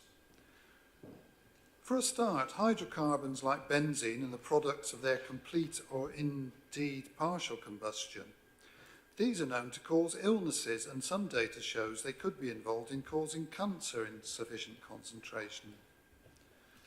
Particulate matter, a mixture of solid particles and liquid droplets found in the air that contribute to atmospheric haze and can damage lungs and get into the bloodstream. Some studies have found these embedded in human tissue in those living or working in urban areas. Carbon monoxide. Cars emit carbon monoxide when fuel is burned. Breathing air with a high concentration of carbon monoxide affects critical organs like the heart and brain. According to various studies, as much as 95% of all CO emissions in cities comes from motor vehicle exhausts. UK government studies show that in 2020, transport produced 24% of the UK's total emissions in 2020 and remains the largest emitting sector in the UK. The majority, 91% of emissions, come from domestic transport, i.e. road vehicles. The biggest contributors to this were cars and taxis, which made up 52% of the emissions. Heavy goods vehicles, 19%, and vans, 16%. I cannot support this motion. It's incomplete, concentrates on nitrous dioxide and ignores the whole picture. Please vote against this. Councillor Malik. Thank you, Lord Mayor. I'm slightly, I'm not surprised, but again, the council used these things, the injuries and people are dying on the road. Yes, they are. And if you look at the fatality figures in city of Oxford or around, most fatality has been happening with a heavy-duty vehicle. ZEZ, I always got confused. Probably I'm not intellectual as many members are here. Is zero emission mean, I would think it'll be a walking pedestrian zone or zero mean NILT. But in here, the policy is, as long as you pay us some money, you can drive any polluted vehicle you want in the city center. And this is where the revenue comes. So this should be not ZEZ, this should be a congestion charge. And if you want to have a congestion charge and ULEZ charge, this is fine, totally different policy. So first of all, the policy itself, I believe, is a very misleading. Because ZEZ, yeah, create it. We all want to live in a clean environment, healthier life. But when you talk about cycling city, Oxford is a dangerous cycling city. And thanks to the Labour, Liberal and Green County Council, because where is possible, they cannot provide a metal barrier safe cyclist. As a taxi driver, I see every day, cyclists end up in a pothole or in a broken drainage. And you just draw a epoxy white line and you're thinking, oh, it's a cycling city, look at it. I think writing a cycling city, we as authority should be ashamed of it, as long as we don't provide a cyclist a fair deal and fair protection. So we can sit here and talk about things. Banbury Road and Woodstock Road could be a prime example. You got plenty of room there. But the Liberal Labour Green, when they were running all this county council, they never had the effort to go and put some money and to make a prime example of a safe cycling city. All they went with the rhetoric. And we can hear all these, oh, this is that percent and that percent. I'll let them answer what the motion is. But in reality, where the road closure went, in my own ward, Holloway has breached pollution legal limit more than once. It's on the record. The city council has the data. So don't give us this. We against that. We want to. But do practical thing. Take the charges out. Make a city center pedestrian zone. If you got the back of it, then we shall see. But as long as you pay us, you can drive any pollution vehicle in the city. So these are not what they say, so environment. These are chosen things for them. So they can be environmentalist when it suits them. And when the revenue comes, they can change their policies. Thank you. Councillor Rennan. Thank you, Lord Mayor. So the gist of the motion is not a gotcha moment. It's let's have some more information before we make our mind. So if you was in favour, and people that have spoken against the motion, really what you'd say is we want yet more information. This motion is incomplete because it doesn't ask for enough information. Not the other way around. We don't want any information. We want to withhold that from the public. All this motion is asking that can we justify being part of something that costs £5.2 million without having information. So really, if anybody's against the motion, they should be asking for more information, not less data. So, but I'm glad this has been brought up, because all it's shown is that the two main parties in here are anti-car, anti-motorist, and they carry on. Just before the elections, whatever they want to say, that is the reality, and that's what it's all about. It's about charging, crippling the motorist at source all the time. That's all I've got to say, and I will support the motion, because in principle, it's asking for information, and I, for one, think that anybody who makes a decision, the more information he or she has, the more educated decision they can make. Thank you. Councillor Miles. Thank you very much. So, first of all, I will be opposing the motion. You know, I have a car, I drive a car, I choose to cycle most of the time. I'm very ashamed to admit my car is actually diesel still. I haven't invested in yet. I'm sorry, I do intend to when I am able to afford it, be able to, from living in a terrace house, have that. But what I want to say, which is really important, and we've got a little protest, I think, going on in the back over there, and I agree with what they say. ZEZ is about climate policy, and climate policy has to start at home. If you want evidence, look at the Intergovernmental Panel on Climate Change's evidence. They've got multiple reports at a global level. We are not feeling the impacts as much as people elsewhere in the world. We are one of the richest countries in the world, and we're able to take this on the chin, as it were, in terms of investing to reduce the emissions, the transport emissions. We need to act local, and we must think beyond the city. We must think globally about those who are being impacted by climate change.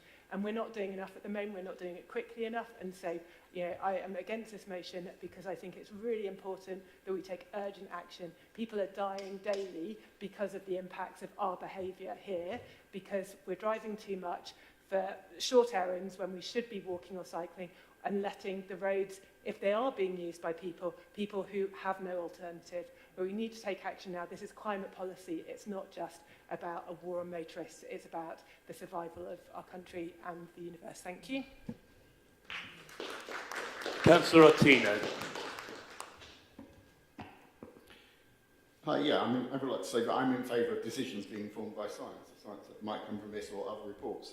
However, it is not this authority that will be making decisions on this matter, and so it isn't this authority that should have to bear the cost, money, officer time of doing this research. You know, I represent residents in Northfield Brook. They're constantly coming to me with requests for solutions and things that need fixing, and constantly the issue is we don't have enough officer time or resources. We'll have even less if we divert officer time and resources to this. We have no guarantee that the County Council would even read what we've written or take any notice of it, and we've also heard that they are doing their own research, and this is too narrow an area to focus on. So it's not our decision, it's for another authority to make. They should be bearing the cost of it. Councillor Brown. Thank you, Lord Mayor. There is a complete inconsistency, not a huge surprise perhaps, in terms of the comments in this course of this meeting. So earlier on we were hearing from independent councillors that we shouldn't be contributing money towards CPZ schemes because they weren't the responsibility of this council, when actually we do collect still on behalf of the county council as well as the city council. But when it comes to work that is absolutely not in the scope of this council and would be additional work for which we are not being paid, which is not being required, and is actually being already commissioned by the county council, they're very happy to waste council taxpayers' money. I think Councillor Tina said it very well. We are, all of us, in favour of taking informed decisions, but what we are on this benches are not in favour of is wasting taxpayers' money just to make some petty political point. Councillor Latif. Thank you, Lord Mayor. It's interesting, Councillor Brown's comment, because I was actually just about to make the reverse observation, which is that the administration can't really have its cake and eat it. When it's the case that it wants a policy that it supports, it suddenly puts it all over, you know, has a lot of support for it. As soon as it's a tricky political position to be in, it suddenly raises the, oh, but we're not the county council, of course, we're not the transport authority. And I think a little bit of consistency would be helpful.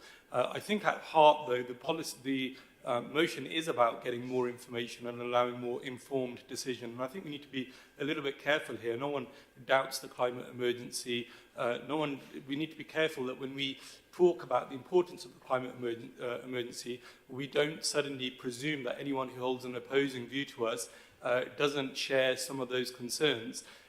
There are actually some really valid concerns about fully supporting a ZEZ proposal, and some of those are that actually in trying to get a ZEZ, which Oxfordshire has done, obviously it was the first authority in the country to do so, we may have been chasing a small, or we may have been chasing too large a challenge, which means that actually the implementation is much harder.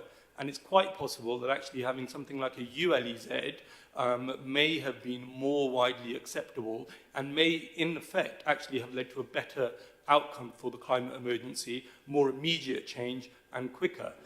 So actually, I think we just need to be careful when we talk about the climate emergency, not to assume that there is only one way of, one way of achieving that. So I think I will be supporting the motion because I don't think the motion at heart actually talks about whether the proposals are necessarily good or bad. It does ask about more information, and I think the residents of Oxford do want that information in order to try and make more informed decisions. And I think it's valid that if we, as an authority, vote against this motion, residents will ask us on the doorstep, what are you trying to hide? And I don't have an answer to that, but I'd be grateful for answers on a postcard, please. Councillor Jarvis. Thank you, Lord Mayor.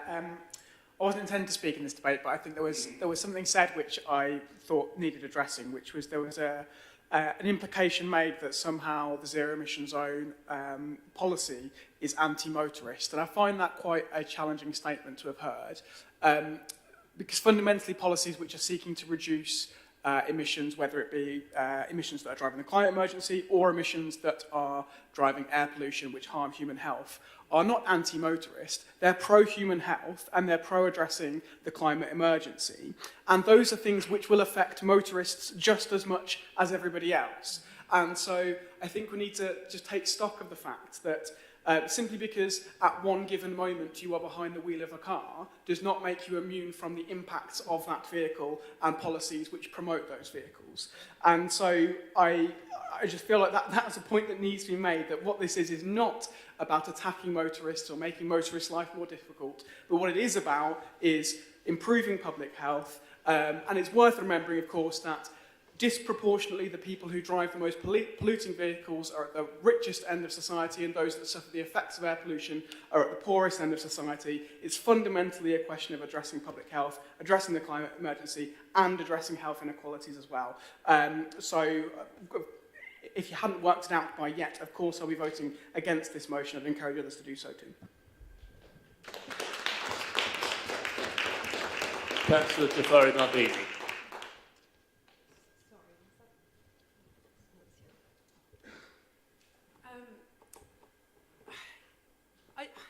I agree with a lot of what's been said already about the climate emergency, but there is something we need to acknowledge in this room, which is that the low traffic neighbourhoods have been applied in a way that has caused a lot of division and a lot of hardship on quite a lot of the multi-ethnic working classes. There has been a lot of people who are really struggling because public transport in Oxford is not great. Let's be honest about it. If you've got a family, if you are trying to get from kind of north to east, north to west, it's not actually that easy to use the buses. They're not that cheap. And not everyone can walk or cycle. It's just not possible for everyone.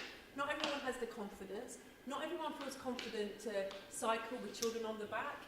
it's not for everybody, and there has been a lot of division caused because of a policy, I'm sorry, that was not evidenced very well and that was implemented quite poorly without good public transport in Oxford and Oxfordshire, which I think we would all support. So I'm a bit kind of stuck because I do feel like I take the points about that this is not necessarily the work of this council, but yet we make statements all the time about, and to say it's petty, I think a lot of the motions are on what people feel strongly about, whether they are a big issue or a small issue. And I would actually argue that, and a lot of our residents don't really distinguish between Labour County Group and Labour City Group, or any of us in our different groupings within city or county, because they see political parties as a whole. So I just think that I'm not sure that asking for more data is necessarily a bad thing.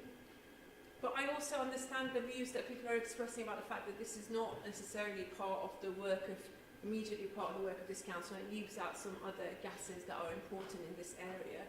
But I really would like everyone here to understand that the way the transport policies have been implemented have caused a lot of division, and I think actually have made the lives of some residents really, really hard. Are there any further speakers on this motion? Yes. What concerns me is that we focus a lot on motorists and cars. And I'd like to tell you the story of my 14-year-old fridge freezer, where there's absolutely nothing wrong with it, apart from one small component that is actually now not available anymore. Why does never anybody talk about the number of electrical appliances that we're throwing away every day because we can't get the pieces for them anymore? When I was a child, you bought a fridge, it lasted a lifetime. That doesn't happen anymore. And yet we sit in these chambers, we never talk about some of the other things. We're so concerned about the climate. Why are we not looking at other things as well?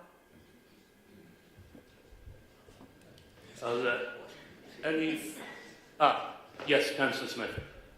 Thank you. It's been interesting listening to this this evening, and I can hear passion in everybody's voice, and I look forward to hearing the summing up actually from the motion proposer. I won't be supporting the motion because I do think, in fact, actually it's incomplete, and it just doesn't really jar with what I think he's really wanting to do, which is trying to make little political points. But I was very, very pleased to hear, I think it was Councillor Sarge Malik, who mentioned that his advocacy for separate cycling infrastructure. Absolutely agree with you, and that's what we do need. But we also need better public transport, and that's important as well. So it's a whole policy of things. And the last speaker has just mentioned about another thing that is affecting climate change, and that is our inability to recycle and reuse things. You mentioned electric equipment, so if I could just diverse, because that's not really what we're talking about with this particular motion this evening, but as it has been mentioned by another councillor, I'd like to say that. It's one of the reasons I became a councillor years ago, was because I was concerned about the environment. And in fact, that very slogan that is up in the public gallery is absolutely still right to champion that as it was, I think now, I believe, that's about 20, 30 years old, that slogan now, but it still resonates now. And you're absolutely right. In India, where I worked once, BC, before children, but they still true to now, that they actually managed to keep their electrical equipment going on and on and on. In this country, I think the average life of a washing machine is 6 to 7 years. In India, it's more like 30 or 35 years. So there is the ability to do that. We're just not doing it in this country enough. So I do agree with you on that point, but I cannot agree with this particular motion. It doesn't help us for climate action. Thank you. If there are no more speakers, then I will bring in Councillor Yateman, who reserves his right. Thank you, Lord Mayor. It's essential that this council understands the recent and current air quality levels before knowing whether this is a scheme to support. The extended ZEZ will act as an additional tax on many residents with the greatest impact felt by those with the least disposable income. Those who can afford an electric vehicle won't pay it. Those who can afford a new V8 Range Rover can probably afford to pay it. It's the workers with multiple part-time jobs, the tradesmen and women, the mobile workers, along with retailers, etc., within the expanded zone who will suffer. Too often, we're seeing schemes like these introduced by our county colleagues without a full disclosure of their impact, where we see a quality impact assessments which seem just like a tick box exercise. This is a starting point for an open and honest discussion with the public, which is a premise you should surely support. Thank you. Councillor Henwood. Well, thank you very much, everybody, for your input. I do appreciate them. I do acknowledge that nitrogen dioxide is not one single pollutant. I think there are many in the atmosphere. We are, however, in this motion, asking for information. That's all we are asking for. We want to be honest and open with our public and be transparent about what the levels are and what they intend to be. I think that's reasonable. I think it's unreasonable to pretend otherwise. We've seen the Liberal Democrats and the Labour group introduce an LTN scheme that's brought chaos, confusion and congestion to this city. It's unforgivable. We are in the process of trying to be democratic and transparent. We want to see what those levels are, and we want to be accountable to our public and show them what the data is. This is the underpinning message of this motion. Now, some people in this hall have mentioned cars and vehicles. I'm a designer of cars and vehicles. I design low-carbon bicycles that are electrically driven. I design and make electric vehicles, consciously trying to bring down my carbon footprint of the vehicles I want to drive and ride in the future. I think we all have that responsibility. This motion doesn't mention cars, and we should go back and remember that carbon dioxide is a component or a product of combustion, okay?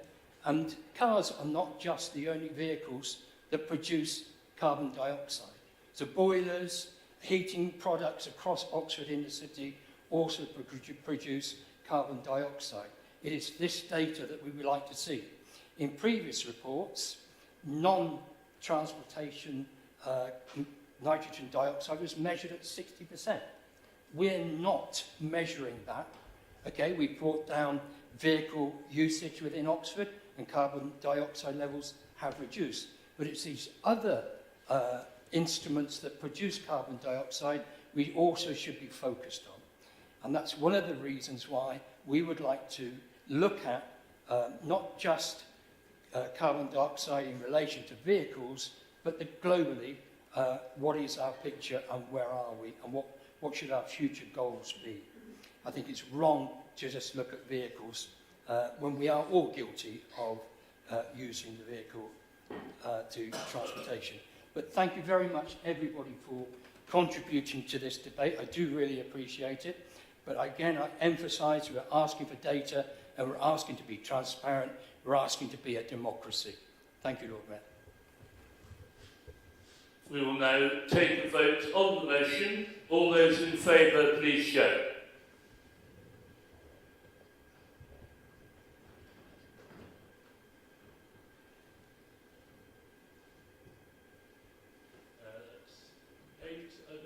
That's 8, I believe. All those against?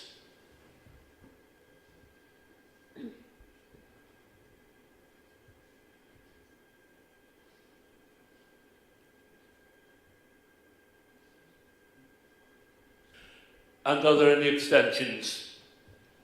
1. The motion falls. Thank you. We now move on to motion B, proposed by Councillor Rayner. Thank you, Lord Mayor. So, as everybody's aware, the County Council again have just imposed a change to all our residents. When lots of residents are having difficulty, especially around transport at the moment, this is just another indictment of how they have a total disregard for our residents. So that we all live in a world where, you know, if something's not broken, why fix it? Scratch cards systems are working very well. They don't print millions. It's only upon request. So I doubt the efficiency change is that relevant to this. It's excluding lots of people that are scared, vulnerable, and just quite frankly, scared, you know, they don't want to go onto the internet. They don't know how to, and they're embarrassed to ask somebody else to go to, for them to do that. So all I'm asking in this motion really is that we have something that works already well, it works really well. Everybody seems to be able to use it. So why change something when it's not broken? So at the moment, we have this system. The cost savings that they portray, I doubt if they are that well. It's another way of confusing people, residents, visitors, tracking visitors of who registers whose car where. I'm not sure that we want that kind of open knowledge outside of who visits my home or your home. So essentially this motion just asks for us to keep what's there because it works really well. It's the county's responsibility. The council taxes are high. It's their responsibility to fund this, and at the moment it works. Our residents are confident. Let's give our residents some support with something they're happy with instead of just imposing another level of bureaucracy upon them. Thank you. Councillor Latif has seconded. Do you wish to speak now or reserve your right? I'll speak now. Thank you, Lord Mayor. So whilst I don't oppose, well, actually I should start with declaration of interest. I live in an area which has a CPZ and therefore I have to apply for these visitor permits. And I don't mind sharing that as someone who's meant to be IT literate, I have 2 degrees, I'm proud to say, I struggle with the system. And I say I don't mind sharing that with people. And so whilst I don't oppose the use of some form of digital permits, there are several issues with the county's new system, which is largely exclusively digital, and I don't think they've been thought through, and unfortunately they impose a significant burden, particularly on the residents of Oxford.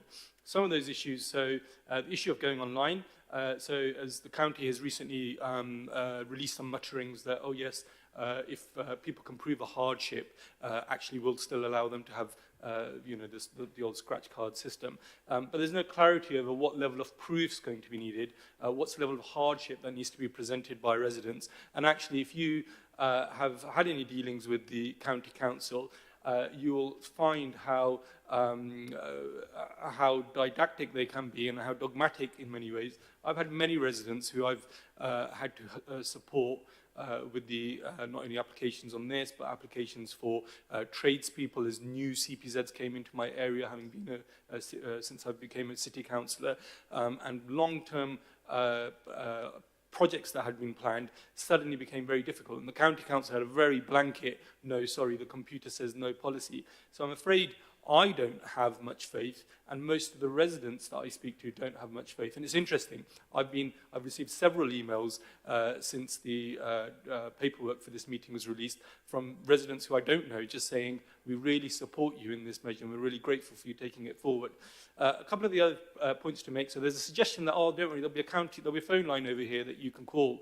Of course, if you try it, you probably won't get through, and it's of little help to residents who have difficulties with permits in the evenings and weekends, which is when visitors are most likely to visit, and of course is when council phone lines are most likely to be closed.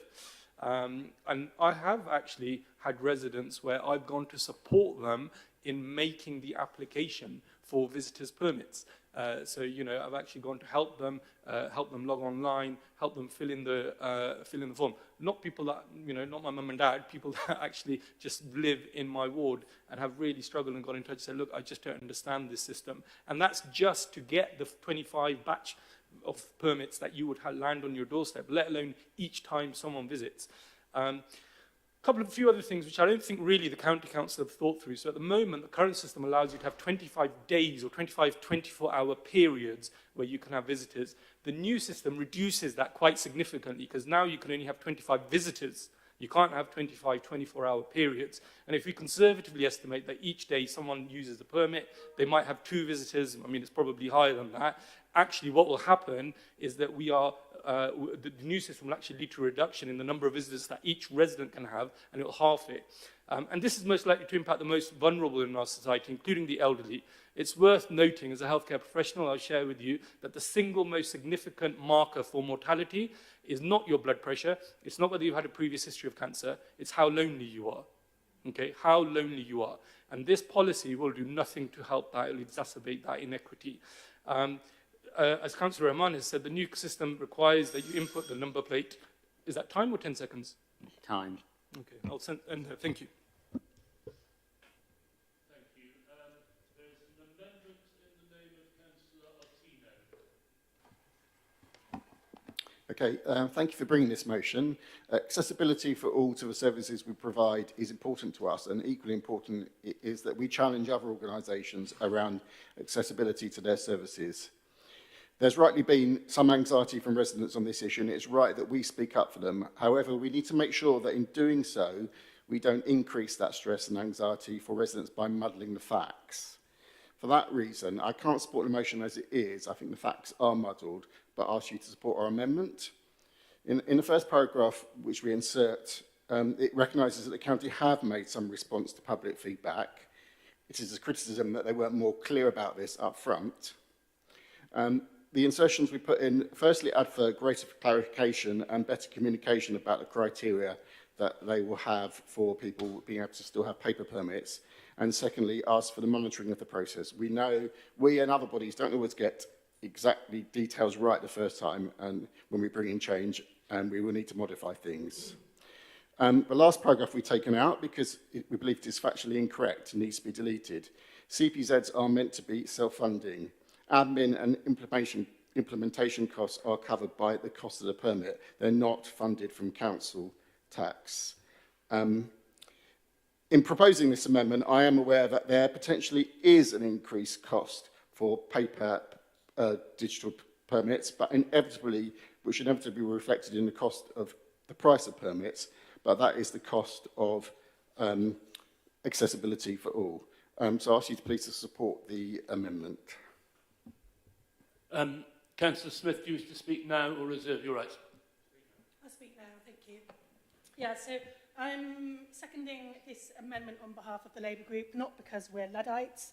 We fully understand the need for public services to move online and things to be digitised. Just recently, as a council, introduced an online tenants portal for our council tenants to report repairs and self-serve online, which we're encouraging people to use. But what's important is that it's done in a way which doesn't exclude people that don't have access to technology, first of all. And secondly, that it's actually done in a competent way in terms of the software and the technical side of it, so that people who are tech savvy don't end up tearing their hair out trying to use a website which is repeatedly crashing, or it's sending them around in circles as they try and log in, which is the experience of too many people. And I have to say, the fact that the County Council hasn't got this right, it's another huge red flag in terms of what they're proposing for the future, which is going to affect far more people in terms of the traffic filters and the hideously complicated system of permits which they're proposing for that. I mean, I have no confidence that they'll be able to do that properly. So I hope you'll accept our amendment, because I think it improves on what you've written. Thank you.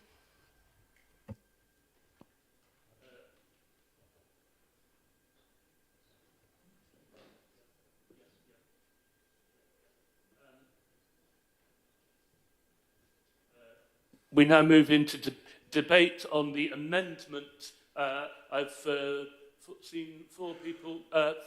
Councillor Clarkson. Thank you, Lord Mayor. Yes, I too support the amended motion. A lot of my residents have complained to me about and are anxious about this, and the county is right to have responded, to have listened, and to say that people can have paper permits. But I think I disagree with Councillor Raymond in that scratch cards didn't work well, and so it is right to bring in a digitised system. Scratch cards were open to abuse, people handed them on, and that in turn cost the county money.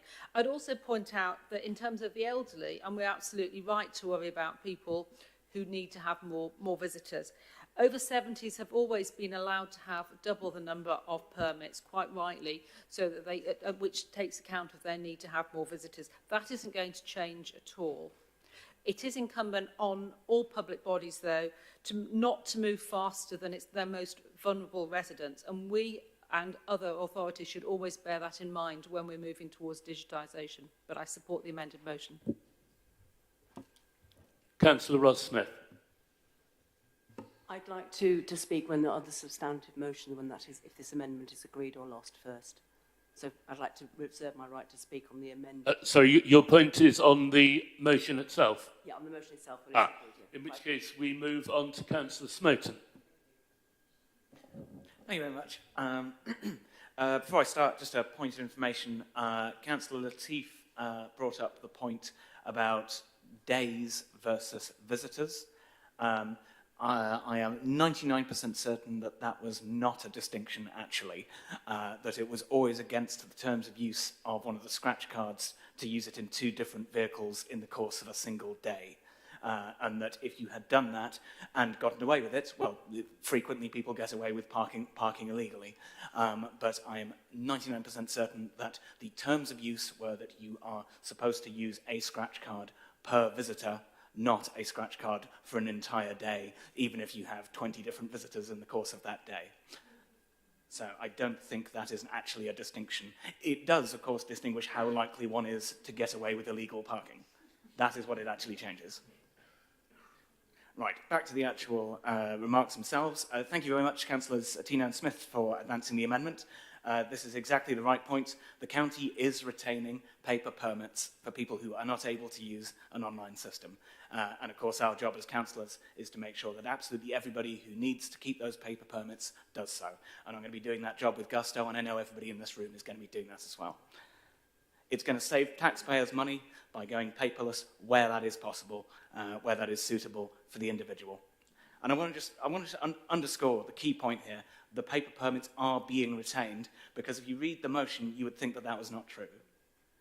And I really, really hope that in press releases or any other place where this is being described, you do include that vital piece of context. Because the risk here is digital exclusion, right? The risk here is that people think that they can't rock the system, and therefore they're going to have to give up on having visitors come to visit them in their cars, when actually there is an alternative. So don't let people think otherwise. Make sure that you are emphasizing that those paper permits are retained, that yes, it is still possible for you to get them, and yes, if you need them, they are going to be there for you. Don't let people be excluded because they don't know that that's possible. The taxpayers' money that's going to be saved here by going digital where that is suitable for the individual, it's going to be used to fix potholes and patch pavements, but moreover, it's going to be used to rebuild our special educational needs system. And it's going to handle an ever-increasing social care caseload, a system which has been badly in need of reform for well over a decade.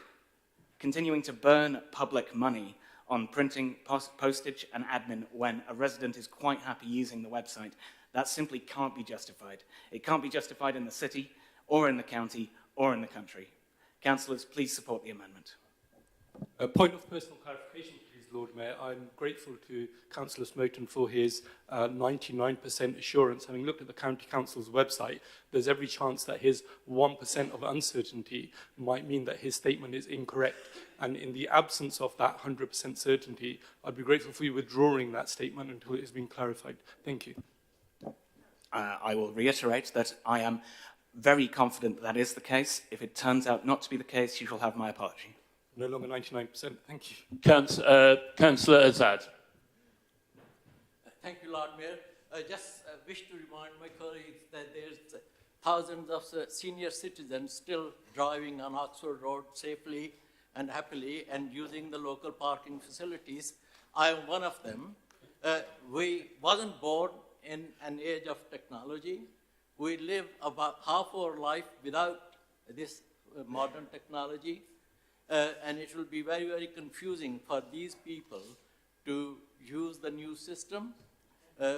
I will still happily use the scratch cards. Thank you. Councillor Chapman. Thank you very much, Lord Mayor. I will also be supporting the amendment because the amendment actually corrects some highly misleading information which, if the public believed it all to be true, would not be helpful, as some of my colleagues have already said. But there is a need for greater clarity about the criteria by which these permits will be allowed to be used on a paper basis. We do need to hold the County Council accountable in the end for the proper execution of this scheme. I often think about the County Council, you know, if it was the only organisation in the world, it would manage to have a fight with itself. Because actually, you know, there's actually a pattern these days of, you know, half-baked, you know, announcements about policies, then rowing back because the communication is poor and the consultation is almost non-existent. We had the same issue, frankly, with street lighting recently, where again, you know, it all went off on the wrong foot and the County Council had to withdraw it and go back to clarifying its position. I'm uneasy too about, you know, the whole issue of the digitally disadvantaged. As the Cabinet member for customer services, customer first service in this council, we have been scrupulously careful over the last few years to make sure we get the right balance between telephone services, face-to-face services and digital services. And while we are encouraging and working harder to give more people the opportunity and get to go digital, not at the exclusion of the digitally disadvantaged, who have poor broadband services, if any, have poor IT skills, have poor IT full stop. It's just not fair that they are excluded from the system and from access to things. So I'm anxious about these changes. I'm anxious whether the County Council will execute them properly. I hope they do, but I remain anxious about it. And therefore, that's why I'll be supporting the amendment, because the amendment is accurate and fair, but it also puts the County Council on the spot to do well in this area, having decided to make the changes. Thank you very much. Councillors, we have 10 minutes remaining, at which point we will have to move to vote on the amendment and then the motion subject to, well, I hope, brief rights of reply from Councillor Ottino and Councillor Raymond. However, we have another 10 minutes, so taking speakers in order, Councillor Brown. Got the wrong microphone. Thank you, Lord Mayor. So back in November, very beginning of November, 3rd of November, to be precise, when I first became aware of this change that the County Council were proposing, I wrote to Councillor Leffman, to Councillor Gant and to Councillor Judy Roberts, because I wasn't entirely sure which of them were directly responsible for it, and raised my deep concerns on behalf of residents of this city at the proposals, because I was very concerned, for all the reasons that have been outlined, about the digitally excluded in our city having to go through a rather complicated process. I got an acknowledgement of that email. That's pretty much it, to be honest. I do, however, think that a number of changes have been made to the policy as a result of representations made, obviously not just by me, but many, many residents. So I am glad to see the changes that have been brought forward. I do share some of the concerns that have been raised about still the difficulties with the system.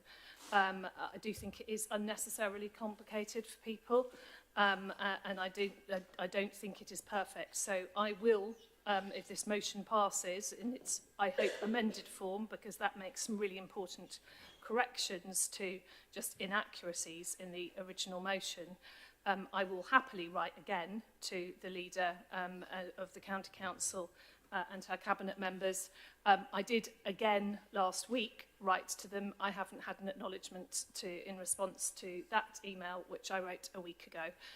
So we'll wait and see if I get a response.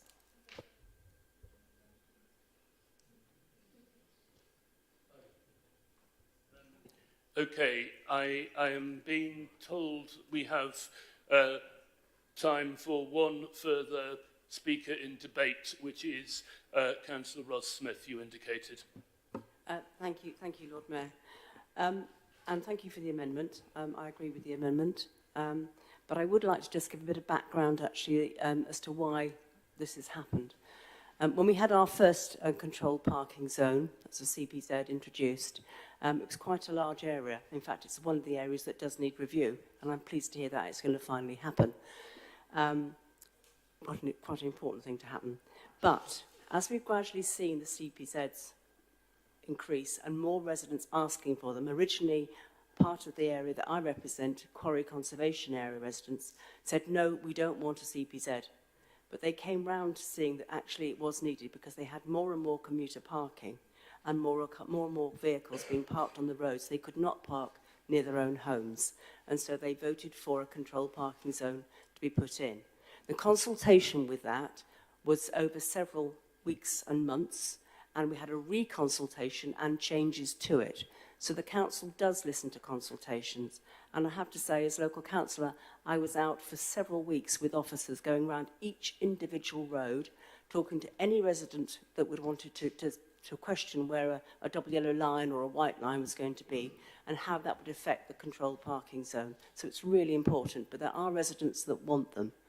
Now, one of the consequences of having this large number now of controlled parking zones in the city means that there is a set of cards, scratch cards, for every single one. Can you imagine what the storage is on that? I mean, I was absolutely amazed. I was invited to go and have a look at it. When it started, there was just one little office in Speedwell Street, I don't know if you remember it there, and you could go and collect your cards and things, which was great.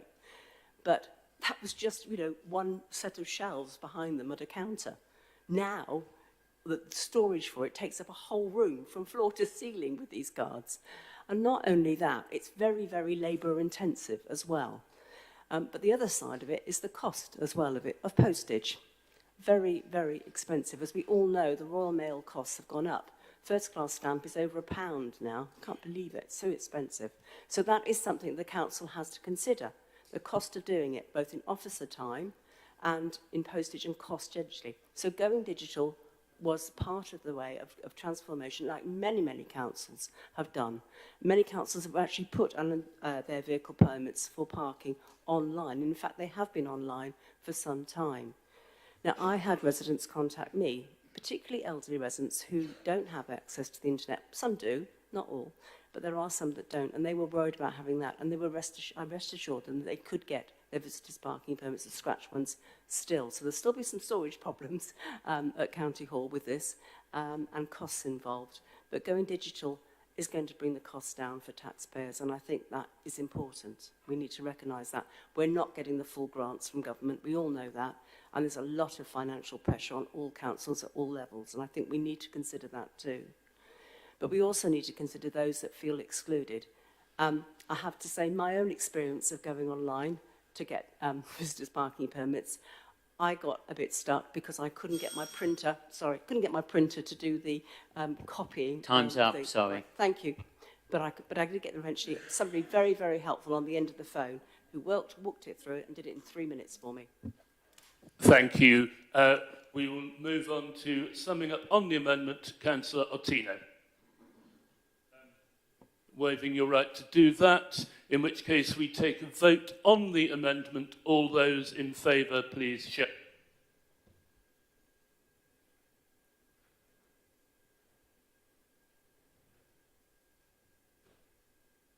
Hands down, please. All those against? And are there any abstentions? The amendment is carried. Councillor Raymond, to sum up on the main motion. We heard quite a lot about misinformation. You know, we've had contradicting sides for the same argument that on one side, parking and all the costs associated with permits are self-funding, and on the other side, they're going to have that money saved fixing potholes. So I'm not sure if the misinformation is coming from me or it's coming from somewhere else. Secondly, this is all about choice. The choice that is made for residents to go. There's actually nothing wrong with going digital if you want to go digital, but the point was it's about choice. This is about imposing stuff on people when residents are already feeling crushed about everything else that's happening. And if you read, the people that can still have paper cards, they can't use the internet, they don't have the internet, they don't have a family member, they don't have a neighbour, and they don't have a friend who can use the internet. They're the ones that will be excluded, and they can have the digital thing. They can have a scratch card. So that's like a kind of straitjacket. So I suggest that maybe we should revisit this after all of us have gone and read it all again. And the other thing that I was picking up, just the last thing, I was told that they're printed on demand, so they're not all stored there as they go along. And I would assume that, you know, as we need more, somebody will just order them instead of having a whole room. But hey, that's the county council under this administration. Careless with our money, careless with our roads, careless with everything. So that doesn't surprise me either. Thank you. Thank you. We now move to a vote on the main motion as amended. All those in favour, please show. I believe that may be unanimous. Good. Thank you. That concludes item 16. We have 2 minutes left, which is not time to introduce another motion. I therefore call the meeting to a close. Thank you.